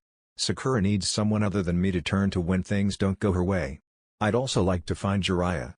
He's beginning to poke around, trying to get information on me. I need to make sure he knows I support Konoha." "I'll think about it. Go get ready for the meeting, it's nearly 10, he advised, standing from his desk. I nodded and turned to Zabuza and Haku. "Kakashi already gone?" "Let's get going, the Namikaze manor is a little far from here, in the noble district," I said, grimacing as Zabuza chuckled. "Doing well for yourself, Kitsune?" "It's an inheritance, and I told you to call me Naruto," I grumbled. Haku smiled serenely as I lead her and laughing swordsman out of the office and further into Konoha. I got the last laugh when Zabuza's eyes widened when we entered the richer parts of Konoha. This is where the higher clans lived, along with a number of rich merchant families. Walking the route towards my home, I waved to everyone I knew. Passing the mostly abandoned Uchiha compound, I stepped inside to talk to Tori, the current clan head of the remains of Uchiha. After a reunion with Sasuke, she and her children moved back into the Uchiha compound, taking one of the smaller, cozier homes as their own. Sasuke had declined her invitation to move in with her, staying in Kakashi's apartment. Skipping the chit-chat, I told her about the meeting and introduced her to Zabuza and Haku. "Tori-chan, I don't really want to play the politics card. Namikaze and Uchiha were allied in the past, blah, blah, blah, but I'd really appreciate it if you stay open-minded to what I'll say," I said genuinely. Tori thought about it for a while before nodding. "I will. Either way, you have good judgment. If you say something and it makes sense, I'll agree with it." "Thank you, Tori-chan." "Bye Fugaku-kun, bye Tara-chan." I called into the house. The twins, now 3 years old, ran out and gave me a hug before dashing back into the house, playing ninja. "I'll see you at the meeting, Tori-chan," I said, smiling as I lead Zabuza and Haku out of the compound and further down the street, stopping at the Namikaze gates. "This is us," I announced, biting my thumb and opening the blood seal. Zabuza looked into the compound and whistled. "My father was the only Namikaze left in Konoha when I was born. The whole compound and the wealth of the clan belongs to me according to the documents I found in my father's desk." "The wealth of the clan. Pretty important sounding," Zabuza commented, glancing at the houses as we passed each heading towards the manor. Coming into sight of it, I pointed at it. "It is. All of the clan business, money, jutsu, and appearance is my responsibility. No pressure or anything," I said, rolling my eyes as I opened the front door and stood to the side, letting the 2 missing nin in first. That would have worked if they hadn't paused at the doorway. "It's a house, it won't bite," I promised. "You need to have a party," Haku breathed, walking into the secondary living room. This was the room designed for guests of the clan head. Nobody spent any time in this room unless they were trying to impress someone. Ignore this room. This is where guests of the clan head have tea, or something like that. "I hate politics," I said, leading them to the primary living room. "Okay, the kitchen is through that door if you get hungry.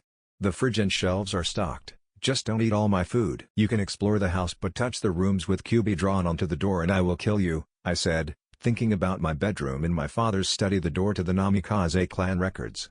The two nodded and I smiled.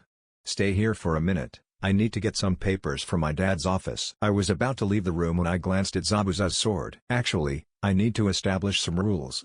No jutsu, sword fights, or training inside or close to any of the houses. If you get bored or want to train, go out the front door into the training ground on your left. That is the field I use, so it's already set up." I nodded to myself and walked down the hall to my father's office, the door glowing with a golden fox with 9 tails. I opened the door and sat at the desk, opening the filing cabinet and digging through the files for the right papers. Finding them, I left the office and found a note on my coffee table in the living room. "Got bored, went training. By the way, where do you keep your gauze?" Zabuza. I grabbed a roll of gauze with instructions for a weak cauterizing jutsu that I wanted Haku to learn anyway. I tied the two into a bundle and threw it, hard, from my front lawn.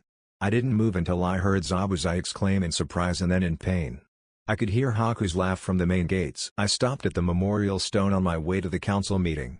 10 minutes later, I dragged Kakashi through the door, the latter shouting in protest. Raising my voice over the copy nin, I apologized for our lateness. "Sorry, I knew Kakashi would be delayed. Not wanting this meeting to be over along, I thought I'd bring Kakashi along." Half the council chuckled under their breath. Looking around the room, I was reminded of the 5-cage summit. Every council member sat at a long table shaped like a horseshoe. There were 15 seats on the official council, 12 ninjas and 3 civilians. Hiruzen and Danzo sat inside the horseshoe, neither had a vote, they were there to witness. Each ninja clan head was backed by a clan council member. The civilians each had their spouse or child with them.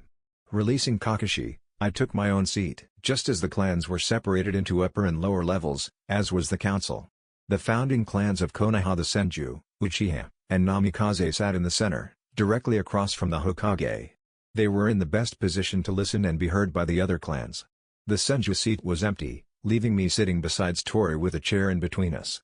Sitting down at my seat, I smiled to her. She waved back, smiling before turning to talk to Tsume, who sat to her left. I did a head count, recognizing the ninja on the council. At the north end, my far right, sat a civilian. He was followed by the empty Kurama seat. Then there was Akimichi Kuuza, sitting beside Yamanaka Inoiki. Kakashi sat in between Inoiki and Hiyashi, who was seated at my right. After me was the empty Senju chair before the Uchiha space, occupied by Tori. Inuzuka Tsume was at Tori's left, followed by Nara Shikaku. Sarutobi Asuma was beside Shikaku, Aburame Shibito at his left. 2 civilians sat in the next 2 chairs, conversing with the shinobi easily. Hiruzen called for silence and nodded at me to begin. "Before I explain my thoughts to this council, I'm afraid that you must listen through a little backstory. Today, my jonin team came back from what was assigned as a C-rank mission. It turned A rank when we encountered Momochi Zabuza, also known as the Demon of the Bloody Mist, who was hired to assassinate the man that Team 7 was guarding. Recognizing my mask as the Kyoryutsune, he stopped his assault before it started.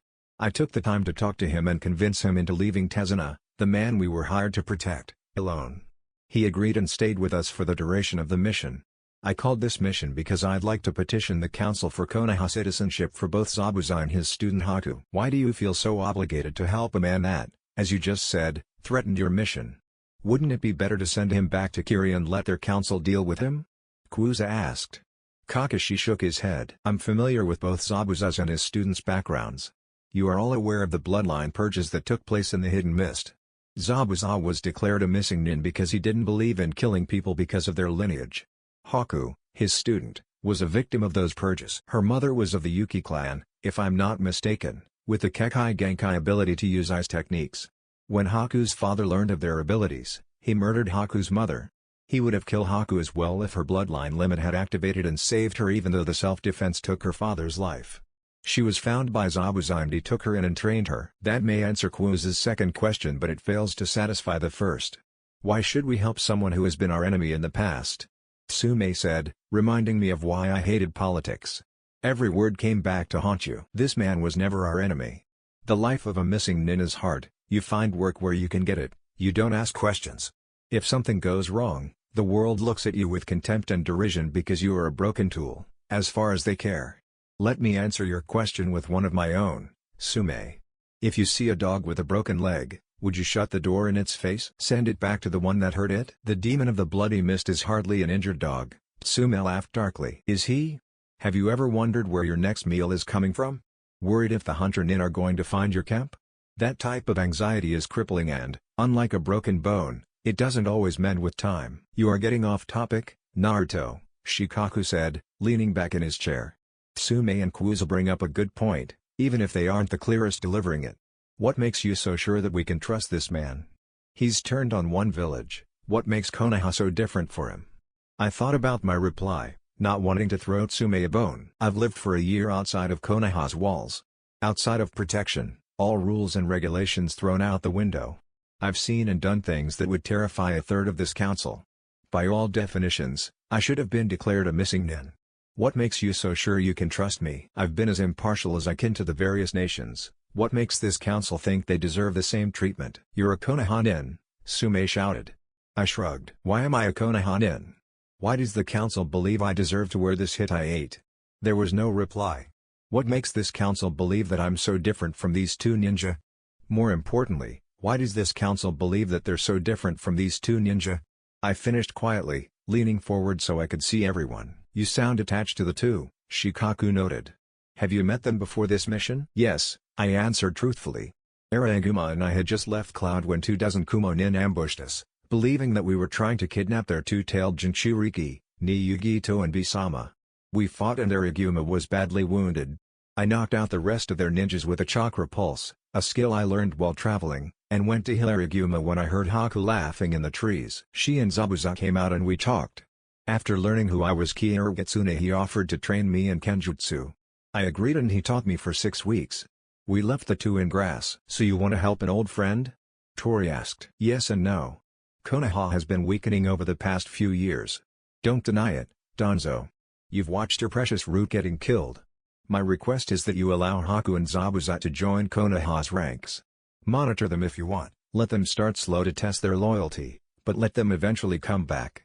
They are both highly skilled, an attribute Kakashi can vouch for. Kakashi nodded when most of the council looked his way.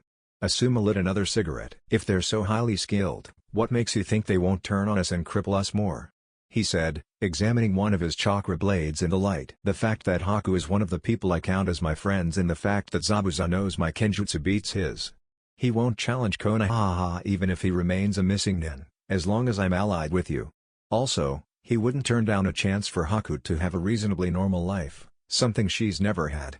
Don't misinterpret me, threaten Haku and I will join him as he hunts you down. You seem confident threatening the council, Danzo said, narrowing his eyes. I was about to say something in reply when Aburame Shibito answered for me. Naruto is a 12-year-old jounin, Danzo-sama. I'm inclined to believe he's strong enough to back his words. He also seems a good judge of character. If he thinks Zabuza will seek retribution, he probably will, Shino's father said in a monotone. I nodded and looked around the council. I'm well aware of who is opposed to this request. I'd like to bring out one more point before we vote. What is it now? Hiyashi sighed. I smiled, knowing that he wasn't going to go against my vote in the long run. As sole inheritor of the Namikaze clan, I have access to my clan's financial records. I'm not going to say names, but I will say that a number of the people of this council, and the clans they watch over, have built up substantial debts to my clan. I'd probably be inclined to lessen or forget the debts of those who keep an open mind, I said watching Tsume, Koza, and one of the civilians fume. I noticed that Inoiki looked a little nervous but Tori shrugged, not caring about the debts of the dead. She smiled at me and nodded. I smiled in return, knowing that I had her vote. Are we ready for a vote? Each member battled against their judgment until each nodded.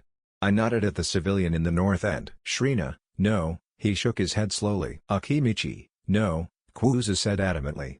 I shrugged. Yamanaka, yes. Hotake, yes. Hyuga, yes. Namikaze, of course. Uchiha, yes. Inuzuka, yes. Tsume growled, glaring at me. Nara, yes. Sarutobi, no. Aburame, yes. Taku, no. Wanoi, yes. Danzo counted up the votes and grimaced angrily before nodding to the Hokage, who smiled briefly. Request for Konoha citizenship from Imochi Zabuza and Yuki Haku granted by Konoha's Council of Clans.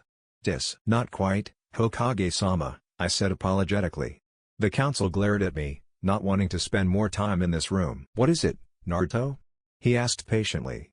I smirked, Recognizing the expression, relief at delaying the inevitable, paperwork. I'd like to announce two things to the council before we break. The first is that my identity is no longer a matter of secrecy. Tell anyone you want, the more the merrier. The second is news of my engagement. Her father and I have already decided to wait until after she is promoted to jonin, I announced. Most of the council looked a little shocked, watching a 12-year-old jonin say he's engaged. Who are you marrying and when can I tell her congratulations? Tori asked, the first to recover. Kiyoshi, much to my relief, took pity. He's marrying my eldest daughter, Hyuga Hinata. Have you told her yet, Naruto?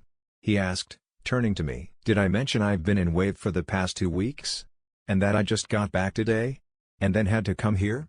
I asked, the question somewhat rhetorical and somewhat sarcastic. So? I want to congratulate her, Tori shouted. I winced before remembering that she didn't get to have her white wedding, her children's father acting as my spy. Ooh, do you think she'll let me help plan her wedding? She went on. After a while I began to tone her out. Hey, Tori? Where are Fugaku and Tara? I asked, noticing the lack of twins. Tori nodded, her eyes lighting up. They're with Hinata. Let's go. You need to propose, she shouted, dragging me by the wrist. I briefly wondered if all kunoichi suffered from dual personalities. That's the end guys. If you enjoyed then make sure to leave a comment. This is Chaos Shinobi signing off.